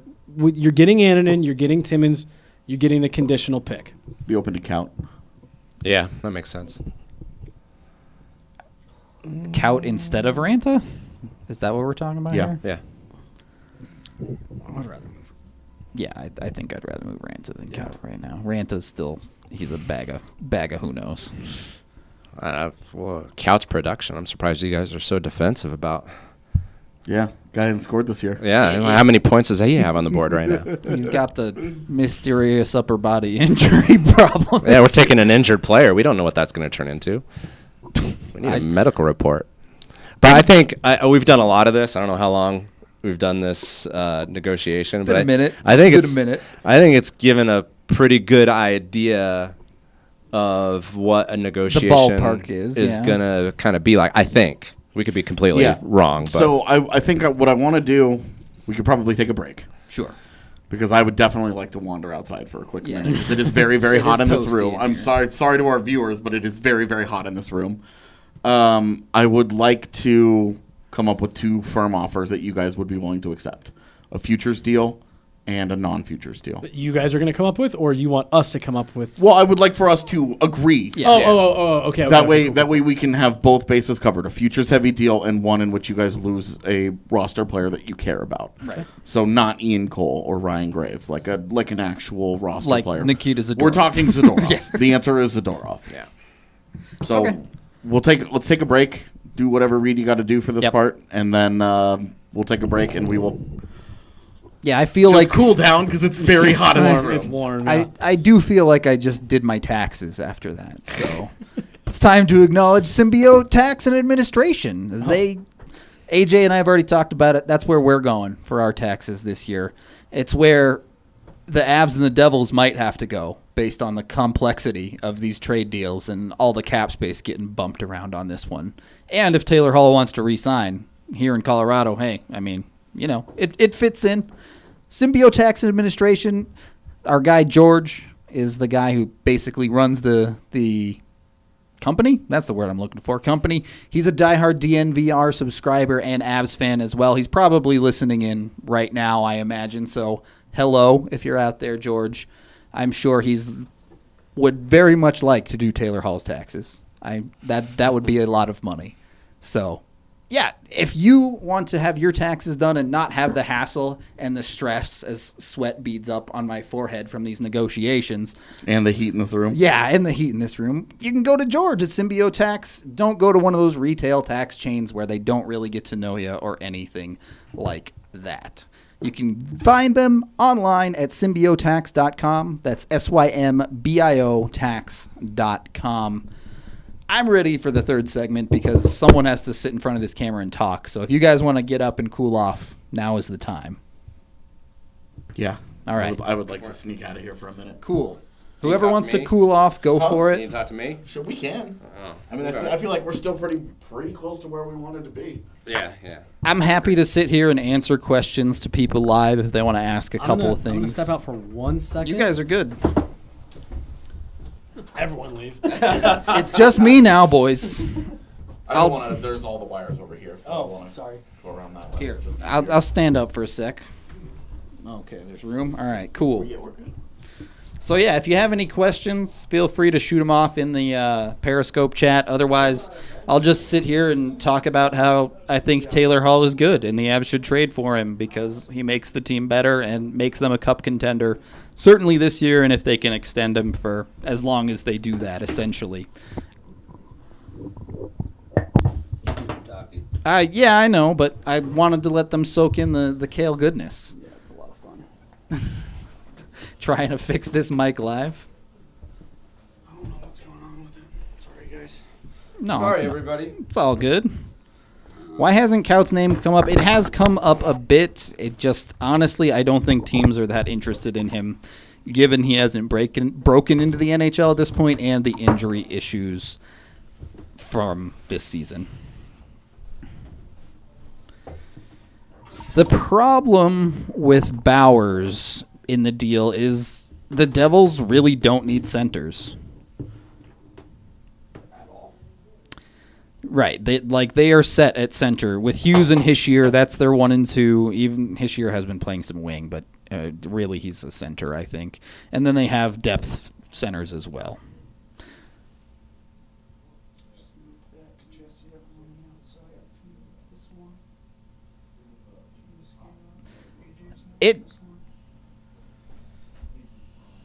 Bowers is not a wing. Bowers is a hard center, in my opinion. Ranta has been solid. He's made some good steps this year. He's still not elite as Kale tries to figure out the mic. Hopefully we can figure these mics out. Werner, I don't think Werner has the value right now to be that important in a trade. Josh Anderson has negative value. Were you talking to his mic real quick? Yep. Can you hear me in this microphone? Cool. Comfer and Jost. Jost kind of runs into the same problem. He's pretty much a center. Comfer, I think there's some value there, absolutely, his versatility. Werner just doesn't have the value, again, right now. The upside isn't quite as high with Werner, and so that's not going to get the job done. Morrison and Shiver basically have no value as far as a trade is concerned. Morrison is a senior in college, and Igor has not produced in the AHL enough. Testing this microphone. I wonder how much of a delay there is on this. It's about like 30 seconds. Okay, so answering them eventually. They get to it. Bebo has no Testing value. this microphone. Okay. Sorry, everybody. This sounds like it's working to me. Pretty much everyone that wasn't drafted in the last 2 years is expansion draft eligible, except for a couple of odd cases. Best Eagles call-up so far this season. Testing one more time. That's a tough one. Probably either Logan O'Connor or Rosen. Why not flip centers? You could, but that gets a really convoluted trade deal.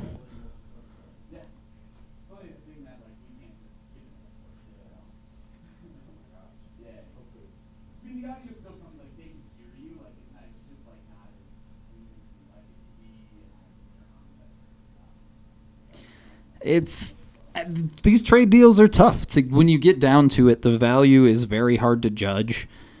Mark Stone's deal is probably going to be a little bit cheaper than Taylor Hall's. Timmins Graves and a conditional second first upon re-signing and a third fourth in return. I just don't think that's enough value. They're going to want another piece there. Mac for Hall and Hughes. Lol.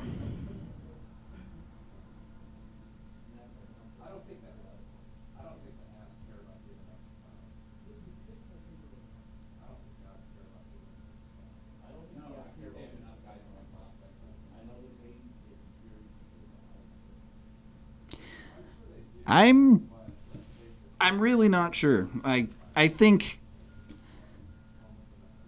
it could comfortably narrow down.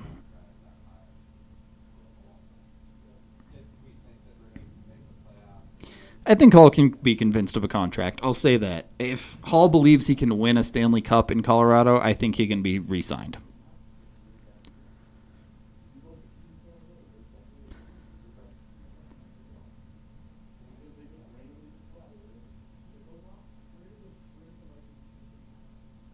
I don't think Hall's contract will price out anyone if done correctly. I'll say that.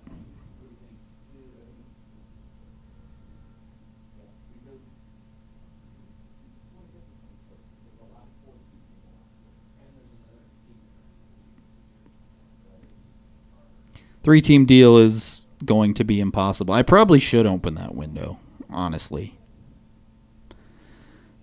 Nashville's struggling right now. I don't know, to be honest, how much of that is. Their defense isn't quite the ultra mega supreme defense it used to be. So I think it's an adjustment, but I think they're better than they played so far this year. Devils don't want EJ. He might be the best goaltender prospect in Annunen, but we don't really know right now just how good he is. He's certainly shown very, very well, but there's a lot of factors that go into it. There could be. That is so far out of the depth of what we can cover on this podcast as far as a 3-team trade. It's just too deep to go into.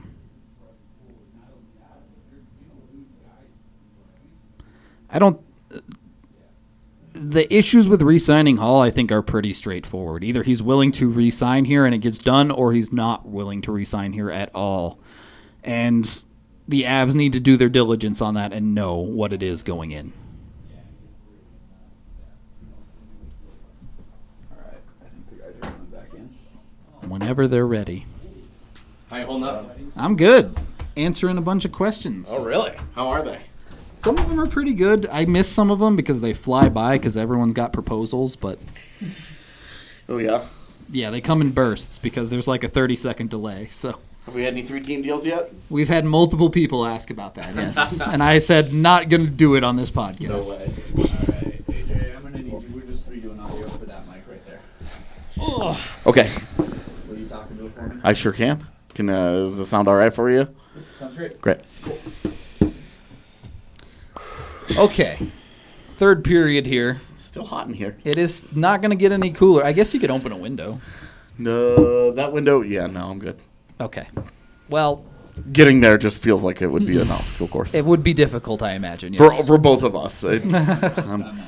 Yeah, we're good. All right, you guys are making up stupid trades now, so we're gonna try and come up with a real agreeable deal. My man Jesse was on the inside of the conversation out there, so I'm gonna let him take the lead. On New this England one. Patriots filming right. while they were Bang. talking. Yeah. Bang twice for Timmins, once for yeah. So where are we going with this? So How are we starting this? We want to. You guys proposed a futures deal. Let's hammer out a futures flesh that deal, one out. and then we'll move on to a deal with basically a Zadorov deal, because that's what we want. Like we want an NHL player, but we're open to hammering out a futures deal that we're comfortable with. Seems like it starts with Timmins for sure. Yeah, it definitely starts with Timmins, and it definitely starts with a first. and the first is understood because it's a futures deal. If you have a futures deal that doesn't include a first round pick, you're not doing the Right. futures deal correctly. Yeah. Right. Ottawa. So Ranta, Timmins, and Vogt gets to run their Twitter account for a year. he keeps getting fired. So That makes him available, I guess. I mean, do we retain rights when we fire someone? No, I don't know. I'm good. Brendan's great, but he keeps getting fired. So Okay. we can't do that. But no, we have no goaltending. We thought Mackenzie Blackwood was the truth, and he's not, because you have no idea what's real with goaltenders. So you want the Annunen? We want the Annunen. I mean, Would you take Anton Bibeau? That's a joke, obviously. Who? You say that, but that was He has an asked NHL in win the this chat. year. Who? Have you seen that film? Yeah.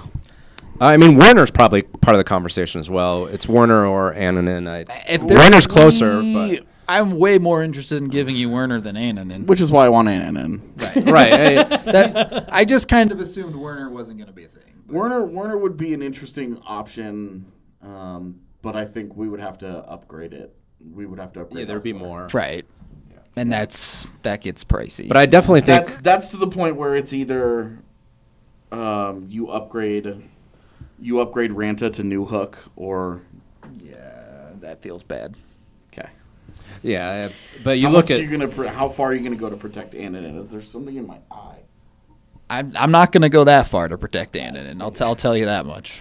Well, I hate to make this longer, but the one thing we never mentioned that makes a lot of sense for New Jersey and make Avalanche really nervous would be Francouz. It's what's so funny is I had that thought about 30 seconds ago. I thought about it when we were talking about they wanted a futures heavy deal, and so I moved away from it. Right. Yeah, it's not really futures, but that's the goaltending situation in New Jersey is really a tough mess. deal to do if the Avs are trying to win a cup this So year. we'll me- toss in Deming, so you guys have a backup. For me, That's if barely a backup. Man, it's a body. if it's Francouz, that's your roster player. Yeah, that's not futures heavy. Well, and that's not we're not going to build a Taylor Hall deal around a 20 Right. No. But I'm saying Timmins can still be involved, but suddenly your roster player, if it's Francouz, that's your roster player.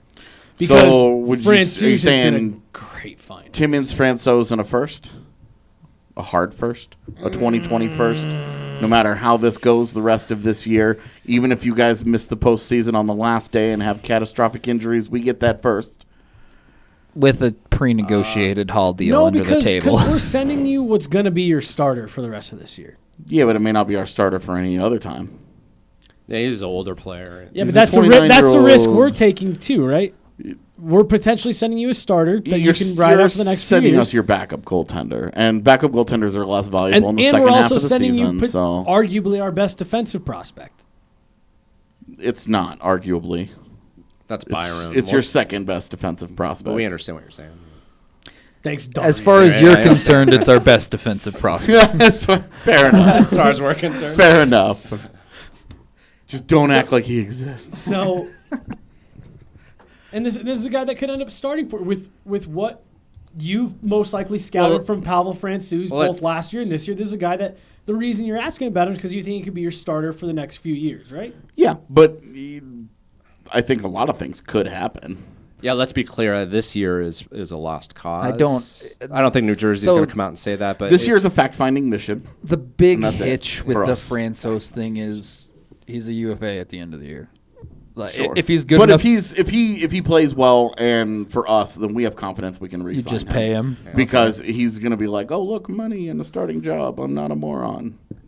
yeah, there's If he plays Smart guy. well enough, he could get a starting job on a good team. That's all I'm saying. Are good teams looking for goalies? Some are. Who? I mean, how legit do you think Edmonton is? That's also not a good team. That's a yeah. We don't bad need to- we don't team need to that's get into playing It's two good players, but We don't need to go. I would, Sticking to the Avs. trying to pick Trying between to get New me Jersey, trying to pick between New Jersey, living in Jersey and living in Edmonton feels like Sophie's choice. So I'm not. I'm so sorry. Don't tell Nancy I said that. Okay, but But he didn't disagree. No, I'm just kidding. I do want to tie it Dario's back never coming back. into Annunen never going back because home. the Annunen deal is the futures deal. If we're being realistic with that, Yeah, I want futures deal. What are we still haggling over? Because we agree on Timmins, we agree on Annunen, we agree on Ranta. Is it just the pick from there? It's just I would like it to be a conditional. We can do it if the Avs get out of the. You should see the look on his face right now. Yeah, as you were talking, it was pure disagreement. I'm so. fine. It's not pure disagreement. It's Let really me close. Let me I'm ask fine. you this question: where's your hang up in that deal? My hang up is giving up both Annunen and Ranta. You're taking away a high-end prospect from us in all three positions. You think Ranta is a high-end prospect? He has the potential to be. Okay. He's. You're more comfortable giving up Cow over Ranta? We've been down this path before, and at the end of the day, I would probably begrudgingly agree to this deal. Okay. So I'm fine with going with it, but man, it would hurt. A good hockey deal hurts both ways, right? Right. Everybody loses. I mean, if we're gonna be honest, then I'm not hurting. Yeah, he thinks he made a steal, and this is why I would push for Nick Henry. I don't know about steal, just because I'm feel good about the deal. I'm making 4 high bets here. And this is why I'd push hard for Henry if it really came down to it. Is there a way that we can even it out? Is there something else that you would want from us that we can even out to make you feel better? Throw us a third back? Well, we don't have the third would be 2021. We don't have a third this year. Well, that's when our first would be. I don't really care. The 2021 our first is would be in whatever. 2021. Okay. So are you willing to move a third back? Totally willing to move another piece to get another like a minor-ish piece here. Because we had discussed that, but we didn't think you guys would go for that. Totally willing to do something a small additional piece if it gets us if it gets us over the hump. A 2021 third to seal in Ranta, fine. So Ranta but I want to make sure that we're on the same page here. What's our pick coming back? What's the pick you guys are sending us? I'm comfortable with the hard first. If you're willing to a 2020 first round pick. Yes. Okay. And you are sending back Taylor Hall and a 2021 third. Or you can take one of our depth roster players if you guys wanted that. Like who? You guys want Blake Coleman? No. Gusev? No. Yeah. Isn't it funny how that storyline has shifted from the beginning of the year? Total side note. You guys probably don't need Zach. We don't need depth players if we're not giving up a roster player. Right. Right. This is the conversation we're about to seriously have. Yeah, right. Because when we go into the roster stuff, I think it gets more interesting. So can we say that the framework of a Timmins, Ranta, Anonym first in exchange for Taylor Hall and a third is agreed upon? Yeah. Solid enough. Framework. You're certainly close to in something principle. at worst. Can we agree in principle? I would make that call. We're gonna call the other teams. I don't know if you ain't getting that from anybody else. Yeah, I don't know if we're gonna get a Timmins from another team in the West. I think that we'd take that deal. Yeah, I mean, realistically, we call Dallas, we ask for Harley, and we call St. Louis. Yeah, it's probably Vince Dunn because they're very, very covered bare at this point. Yeah. So we're losing a guy that we think has a real high ceiling on our back end, and then two guys that, like you said, you're taking kind of a gamble on, right? We're gambling on the fact that Annunen has been great so far, and he could be a goalie of the future, and that you can never have too many bets in the goalie market. And we like Sampo Ranta's upside, and we like the way that he's developed, and think that he could be a good top six guy and a great piece next to Jack Hughes. Those two guys speeding down the wing together, they fit very nicely. You're getting very likely a top 4 NHL defenseman, at very least an NHL defenseman. Definitely. You're getting a first-round pick. Mm-hmm. If one of Annunen or Ranta hit for you, that's a pretty good trade for New Jersey. To be honest, even if neither one of them do. We took our shot with those guys, and you're probably I'm thrilled with Timmins. And you're probably getting some type of NHL player out of Ranta. Maybe he's a... He's got a lot to prove, I think, still. Yeah. But that's what I'm saying. You're hoping that you're getting an NHL player to some extent out of that, right? I mean, we're hoping. That's the key with those two guys is we're hoping. So if we go Heavy's future, we can say that that's a deal. Yeah. Yep. Right. I would also be pounding the table hard for a lot of access to Taylor Hall's agent in a futures deal. Yeah. Give you full access. Full access, yeah. You guys could, I would, that's entirely... That's y'all problem. He stopped talking to us, so we're just trying to get rid of the guy. Okay, so comfortable with that as the futures deal. Is Zadorov the start? Yeah, that's who New Jersey. It makes a lot of sense for New Jersey. They got a need on that side of the ice. They have exiting players on the PK. They need experience. I think they got a real problem next year if they don't get an NHL defenseman of some sort. Given New Jersey doesn't really seem to be interested in centers, I think Zadorov is the most reasonable piece from the Avs side as well. Yeah, so, it just doesn't make sense for us to go after Tyson Jost when we already have, with Haefele and Hughes, we're comfortable 1-2. Yep. We're gonna roll with that. We're gonna see how that goes. The reality is you can find 3-4s. Well, and between Travis Zajac and Pavel Zacha, we're fine. Yeah. All right, so Zadorov's the foundation, and I know you guys want to pick. It'd still be the conditional first. Yep. Conditional now, yeah. Yeah. Taylor would have to resign. So we're giving you a legitimate NHL defenseman. You can probably say he's a top 4 defenseman. Mm-hmm. On a side of need, and we're giving you a pick. your prospect is not going to be Connor Timmins. It's not going to be Alex Newhook. Connor Timmins is playing for us if That's you're fine. taking Zadorov. That's Yeah, I was going to say because Yep. you make that if you're the Avs, you say okay, we're giving up, but now this is Connor Timmins' spot to come in and he's keep your doing he's it. your Z replacement. Right. We get that. So, this is fine. so the prospect. do you guys need a prospect? Yes. Of course, yeah. We need something else. Yeah, Zadorov's resume doesn't really support. I know you guys value. But he's been him. really good these last couple of weeks. right. Which is always when you want to try and make that trade. Is when he's coming off a 5-game heater. Yeah. I think we need wing depth. We need forward wing depth. I want Cal. Kaut. Zadorov, Kaut, conditional first. You guys got Taylor Hall to go win a cup. I'd do that. And we have I concerns gotta- because Kaut's injured. We're not sure what's going I on gotta- there, but I we're gotta willing to talk him take that into it. sacrifice. With what the Avs are trying to do with Taylor Hall, they're going to need some immediate wing depth to replace players like Matt Nieto, to replace players in short order after that like a Matt Calvert. And that is what Martin Kaut is for the Avs. So that's where my hang-up is with that. Okay, well, that's where we can also offer you one of our depth forwards off our roster. Can you offer us a younger depth forward? How you feel about Miles Wood? No. I would rather just take Taylor Hall than add Miles Wood. I would. I mean, he's talking about replacing Matt Nieto. I know I can go Cost do that. controlled here. Yeah. Coleman? Coleman's 28, but Yeah. signed for 2 years Not- at under $2 million. Not so, interested in Coleman. despite coming off a 20-goal season.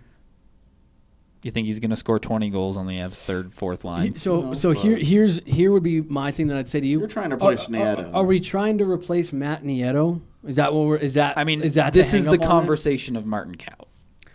Well, I know, but my conversation then goes to, how many guys do the Avs have? At the beginning of this season, when the Avs signed Val Nichushkin and we had our last roundtable, it was there's too many bottom six guys. I don't care what happens. This is Like that's an easy. this is Matt Nieto's all over. kind of the same conversation that we have had already, where I think I'd be more willing to give up a Sampo Ranta, and you guys can take your shot with a high-end talent, and we'll take Kaut, and we'll get the NHLer out of him. If we're going to sacrifice by going from Kaut to Sampo, he's what? Is he a third-round pick? Yeah. Okay. Then what if we took Sampo and AJ Greer? You guys can What do have you think AJ about Greer that? for a bag of pucks. I mean, at this point. They're fine with giving up career. I don't want to give up any.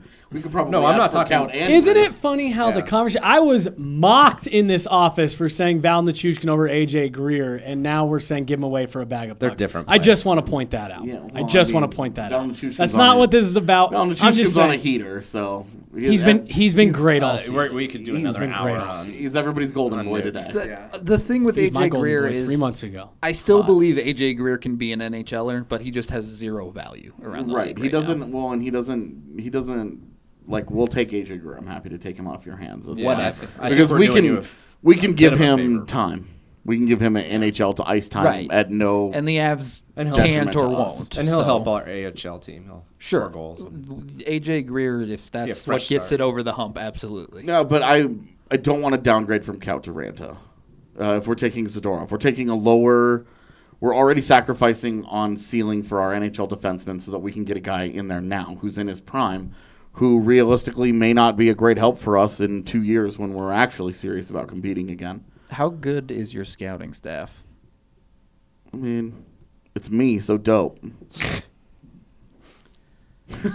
There's no numbers that you can present to us that I'm gonna- support I'm that gonna be straight up with you. That right there is an easy yes. Martin Kaut has been. Martin Kaut obviously in the eyes of a lot of people right now is lacking in a lot of value.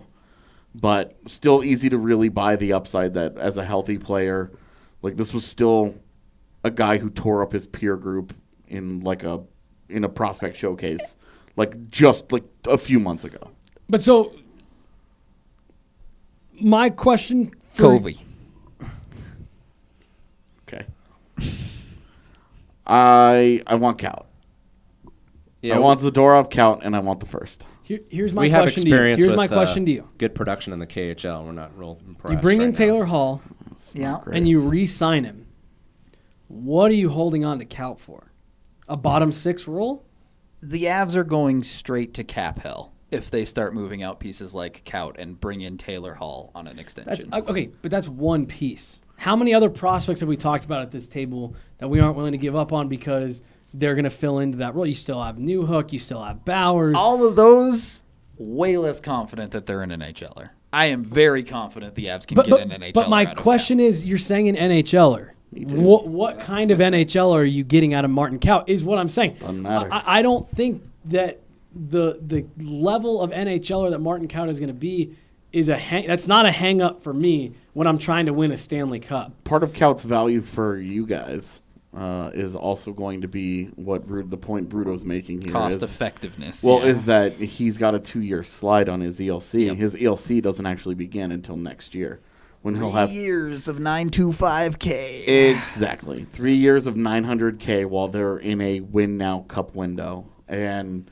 And I would argue, that allows you to let Matt Nieto walk without worrying about it. That allows you to let Colin Wilson walk with being totally fine with it.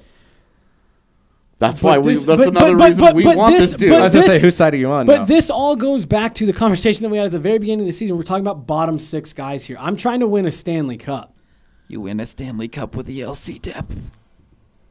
Really? Yeah.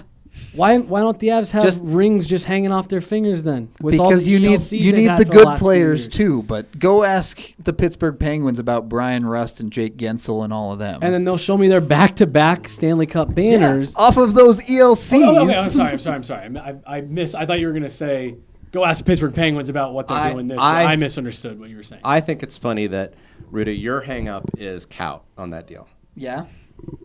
Because I think for the Avalanche, really, the one it would hurt because of Zadorov, because they want to win this year. They want to make a run in the playoffs this year. I think that's where they would be hemming and hawing. They know they need to make a deal. I know there's going to be pain points on what they give up, but I'm surprised that it's in this proposal that it's Martin Kaut. The Avalanche organization has had a love-hate relationship with Zadorov forever. So I And have you to- expect Seattle expansion is probably the end of the road. that's just reality, I think. So Well, they could take Jost. Yeah, they could, but if they want to follow the success that Vegas had, they had success. They drafted 10 defensemen. They picked the ones they wanted, and they traded the others for more picks. can I convince the New Jersey Devils that Shane Bowers can play wing? You could convince me that Shane Bowers could center a line with Pavel Zacha. Because mean, I'll give Bowers instead of Cal. See, I Wow. voted for Cal. We ran this by Jared Bednar. He was way against that. Well, He yeah. wasn't going to betray his son. I'm aware of this, but So hold on. What is your hang up on Cal? Is it just that He's a cheap NHL player starting next season. exactly. Are we sure it's starting next season? No, but Right. if it's not And starting that's- next season, and then it that's may what be I'm never. saying. He's going to get those tiny I understand. reps, those Magna reps. Those, I'm also the GM of the even Devils. Nichushkin reps. Those are all Martin Kaut next year, maybe even the end of this year. I'm sorry, I missed what were you saying? I said those reps to Tynan, to Magna, to Nichushkin. Those are Martin Kaut reps when he's healthy. We just have the benefit of They're also Bowers reps, and So they're going to know. We're just trying to get in before you guys know. Take him. I'll bring the cup to his house this summer and show it to him. in the Czech Republic, that's messed up. Could you imagine Nathan McKinnon flies all the way to the Czech Republic? Here, No, you won this. It's Thanks. gonna be his BFF Francois. yeah. Should I even say Boquist's name? He's a wing. I mean, what does that look like for you? Do we have another 40 minutes to hash this out? What does it look like for you? Oh boy, I Work don't quickly. know. I'm not prepared to work that out quickly. I think we've boiled it down though pretty good. Yeah. I think what AJ and I targeted, we really wanted. We think the deal that makes New Jersey happy is the Zadorov Kaut conditional first. And it's also one that Colorado can live with if he walks and if he stays. Because if he walks, then they don't give up They the give first. up the second. And it's fine. Yeah. We can live with that. And because we've got an NHL defenseman, we've got a forward that we could drop into our top 6 immediately, or top 9, anywhere, and just let him try and figure it out. Yeah. Now the Avalanche Nation is going to be really heartbroken because Zadorov is well liked by a lot of fans for good reason. Yeah. And for the short term for the Avs, it would have to plug in, Rosen up in that lineup. I don't know who else would, I mean, EJ's going to get and healthy. Timmins replaces Zadorov, and that's kind of where I really do. That's the reality. I think by the halfway point, that would be if the trade as we just laid it out went down 5 minutes from now. I think at about the halfway point, you would see Timmins take that job. So Can you guys entice us to take Ian Cole off your hands? just to dump the cap. Yeah. You guys want to give us like a 3rd round pick on top of everything else just to take Ian Cole? Give you a 5th. Can the Avalanche afford to lose Zadorov and Cole? See, what's funny about that I think is so. if you lose Zadorov, I think Cole becomes more important until February. And then that's a guy that you can move at the deadline. If there's any interest, which I don't know if there that would be. wouldn't happen. Yeah, I don't think they would do that. The value for New Jersey is that Cole's under contract next year, and they're losing 2 Cole-like guys with Vantanen and Green. But, they're losing them for a reason. They don't want to resign. We could swap those guys. No thanks. You don't want to swap Vatanen and Cole? Vatanen would be more interesting. Want nothing to do with Green. No, well, Green's our captain long term. Yeah, Right? We're not.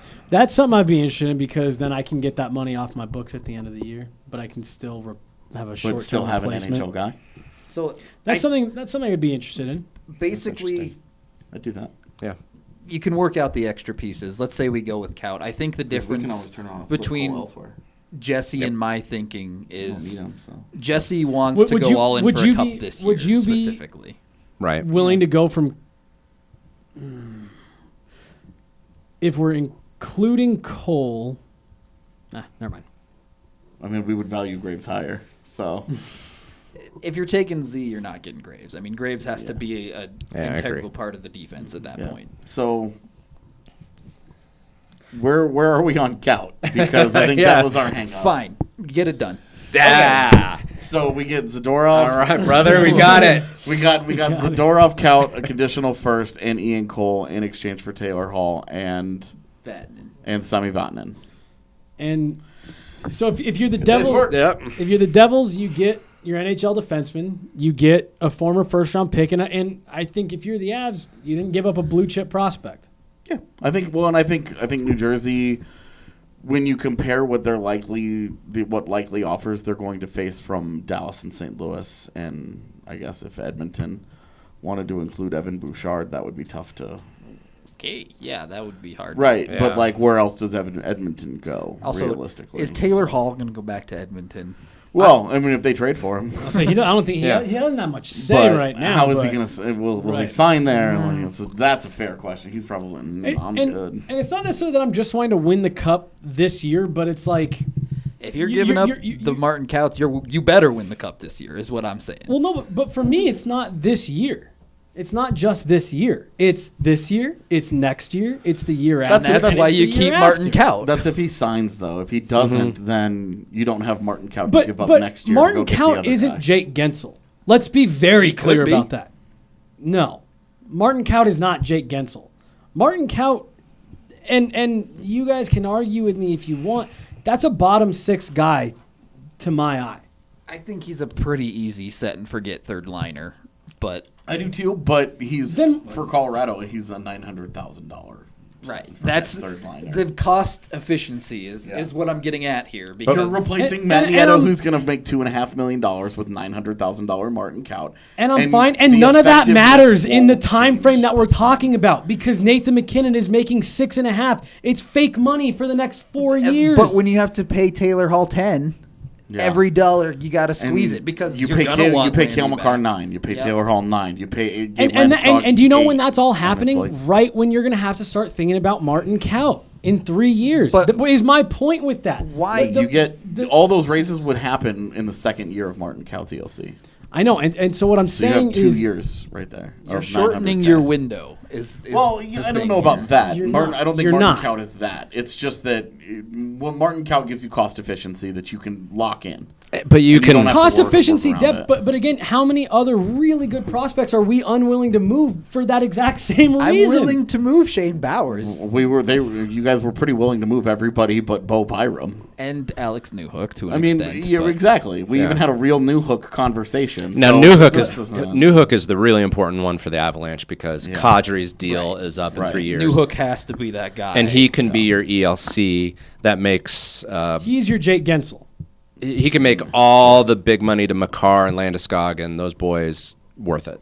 And you don't know what you're paying Burakovsky because the season's not over, but he's projecting like he might need a raise. That's my point. Is they're gonna be pinching pennies, and the way you pinch pennies is you set up for it. You don't just roll up and say, "Oh, we have no ELCs to use right now. Yeah. We're screwed." So I'm fine with. I think Cout's fair for both sides though, because if there is no Cout, then you have Sampo Ranta. Right. You know, you take your chance. You have. It stings that it's the Avs taking that chance and not the Devils, though. Well, the Devils are also giving up the best player in the deal. They are, and absolutely. very, Well, and very rarely does the team in that position feel good about it. And if you're the Devils, you're taking a huge risk in that Martin Kaut is one of the 3 pieces you get. Because what if he turns out to be what I'm saying? You know, that's just an average guy in your bottom 6. I mean, if he ends up being a 30-point guy in the NHL, we know that, I guess and we're fine with that. my argument would be if you knocked it down to Shane the Bowers Devils, we're fine with that. or whatever, who would offer you something better? Yeah, I mean, I guess Because you have to move him, right? Had we done deeper dives on the other teams Right, too, and that's- Yeah. you know, we could have and that's those where it becomes a different conversations. conversation. But I'm sure Arizona's going to throw some stuff at him, but I Well, think Arizona can throw NHL guys at them because Yeah. they have so many young guys on their NHL roster. They could throw like a Christian Dvorak at them and it doesn't hurt them. but I don't think Taylor is going to want to re-sign in Arizona. I don't know that Arizona would care. Yeah, and I if think Arizona, Arizona's saying we see that the West is deeply flawed this year, and we're going to try and make teams go through us. losing the Taylor Hall trade to Arizona, I don't think hurts the Avalanche that much, to be honest, because I think that That's he doesn't the one re-sign, team, it wouldn't be horrible. and then they're in the Pacific Yeah. now, and Edmonton would be a problem for me. Obviously, Dallas and St. Louis, that's not okay.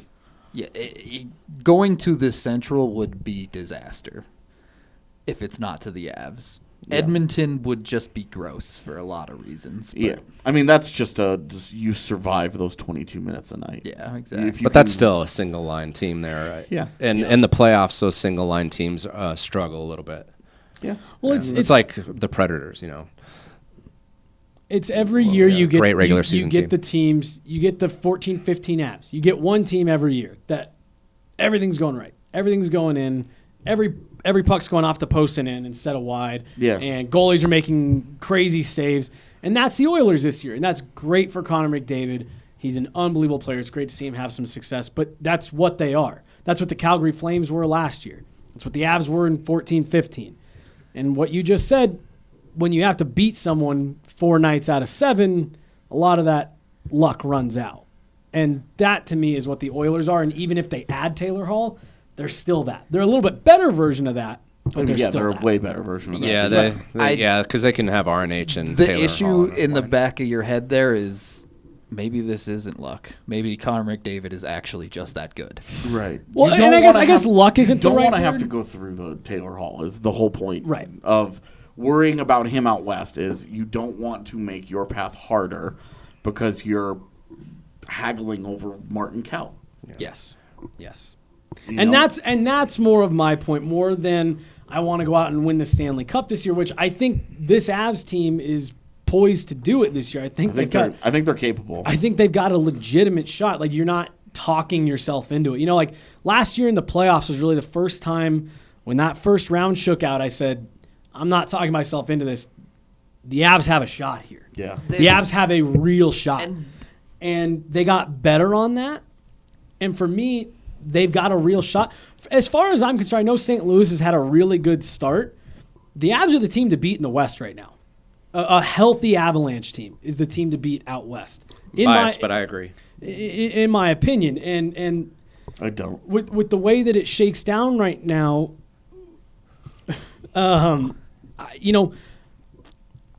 with the way the Avs are currently constructed, I think you're going to be hard pressed to find a team that can beat them in the playoffs.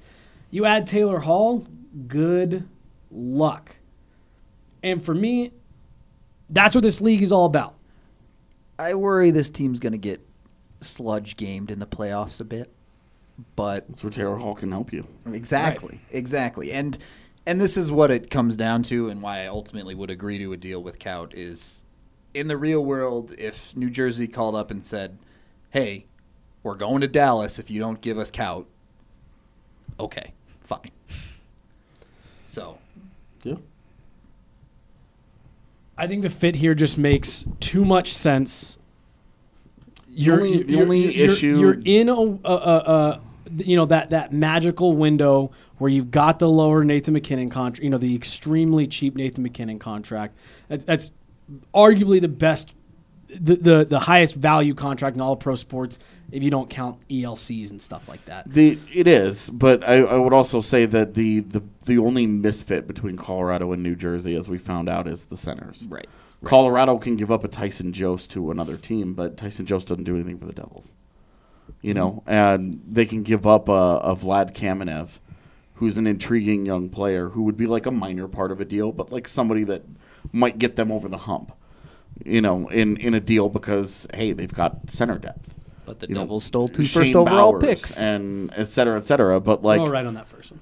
Exactly. Like they have the center depth where it's just like this just isn't. This is the It doesn't fit. like between Bowers and Newhook and Jost and Kamenev and like all these like young centers where it's like, oh, these are all intriguing, and are all good foundational pieces for a deal for in big moves like this. Like it just doesn't make as much sense for New Jersey. Mm-hmm. We could have easily made the argument we want Newhook just because we want talent. Mm-hmm. And we're going to let it shake out.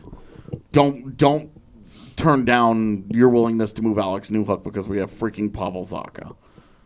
But realistically, where are you going to fit? We've seen Alex Newhook on wing. It's not as good as Alex Newhook at center. Not even close.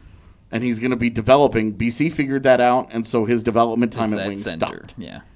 He's going to be a center until he hits pros. Right. So it does make it significantly tougher. And he's going to get every chance to fail at center first. Right.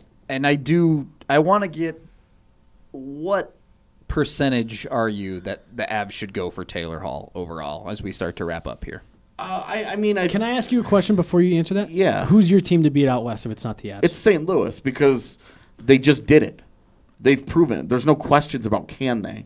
I also am more comfortable with Binnington than Grubauer by a hair. Oof. Because Binnington did it. As long as Binnington remains legit. Exactly. They've lost Vlad. They lost Tarasenko and haven't missed a beat because talent isn't as important for them. It's more important for them to get Taylor Hall, not because it makes them better, but because it keeps him out of Colorado. And so they might be willing to pay as much as they have to for that reason alone. We've talked about St. Louis is not built for the next 7 years. Colorado was built for at least a half decade as currently constructed. Without Taylor Hall even factoring into this, Colorado is largely built for success for the next half decade. St. Louis is not. St. Louis is now. They've got to do it today. And that's why, and I think that they understand that, and they understand that urgency. That's why they went and they got Justin Falk. It's why every time that there's anybody on the market imaginable, St. Louis makes the phone call and says, all right, what do we have to give up to get involved in this? And that's why, and the fact that they're coming off, they just did it, and so far they have proven to be the antidote for whatever Colorado tries to do. They are the kryptonite for the Avs right now. And until the Avs prove that that's not true, St. Louis for me is the team to beat. Because for Colorado, it's all theoretical. The Blues just did it. And the reason I disagree with you is just because of what we saw from the Blues last year. It was just it was so. Hashtag Mike Yo. Well, it was just such a Saw weird. the same thing from the Blues. That you saw the same thing from the Avs for 6 weeks that you saw from the Blues for 2 months. What does it matter? Well, no. But what I'm saying was coming into last season, none of us thought the Blues were playoff contenders. We all thought they were on the outside looking in. And then they backed that theory up for 2 months.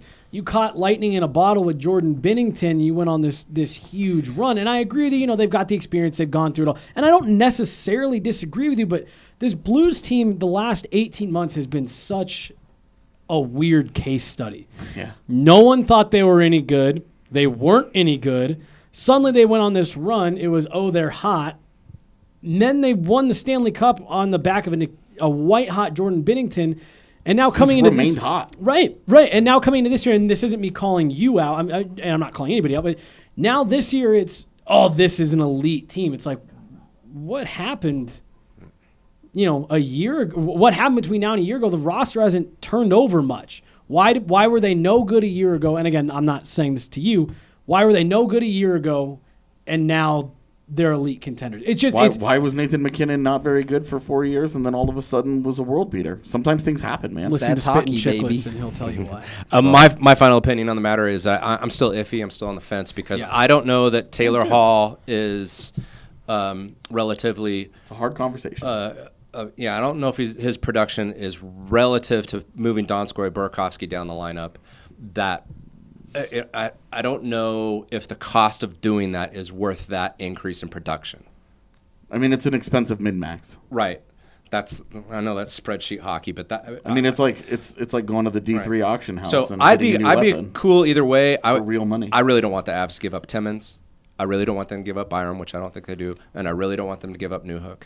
Anything outside of that, and Zadorov would hurt, but I understand because of Seattle. Anything outside of that, I think I'm fine. Go ahead. Well, my thing, and I said it yesterday on Twitter, this team doesn't need Taylor Hall. As they're currently constructed, they are, in our collective opinion, I think the either first or second best team in the West today. I think we can all agree on that. Yeah. That they're a top 2 team in the West. Yeah, and so you don't need him. If it's a deal that it makes sense, is good, it's a good hockey deal for both teams, and if you truly believe that it pushes you over the hump, you should do it. If you think that there's even a part of you that says, Taylor Hall's a nice piece, but I just don't know if he quite gets us, I don't know if that's what we're missing, then you're very cautious in doing it because that's what it's all about. You've spent the last 15 years going through hell, putting a terrible product on the ice. You're at a point where you're icing a contending team. If this puts you over the top and you can get this team, bring a Stanley Cup back to Denver, do it. Yeah, but puts you over the top is something you only know after it's done. You'll never know. And that's You- the trouble All of you being can do in is the just game. roll the dice and feel like Roll you've the improved dice, your chances. but you have to feel like you improved your chances, is I guess what I'm saying. How about that? If Taylor Hall takes you from a 15% chance to 20% chance, is that worth it? And that's what you have to weigh. Yep. So there you go. That's the question. As much as I nitpicked all of these deals, I think the Avs should do it. And that's I- all the time we have. I do know agree with Dario's I know final we point. could talk forever. You do have to consider the value, but we got to get out of here. For everyone who survived the entire length of this podcast, thank you. We appreciate it a ton. Sorry about the technical difficulties. Yeah, it happens. That's okay. A lot of you stuck around. I appreciate it a lot. That's it. We got to go. We will see you on the next one.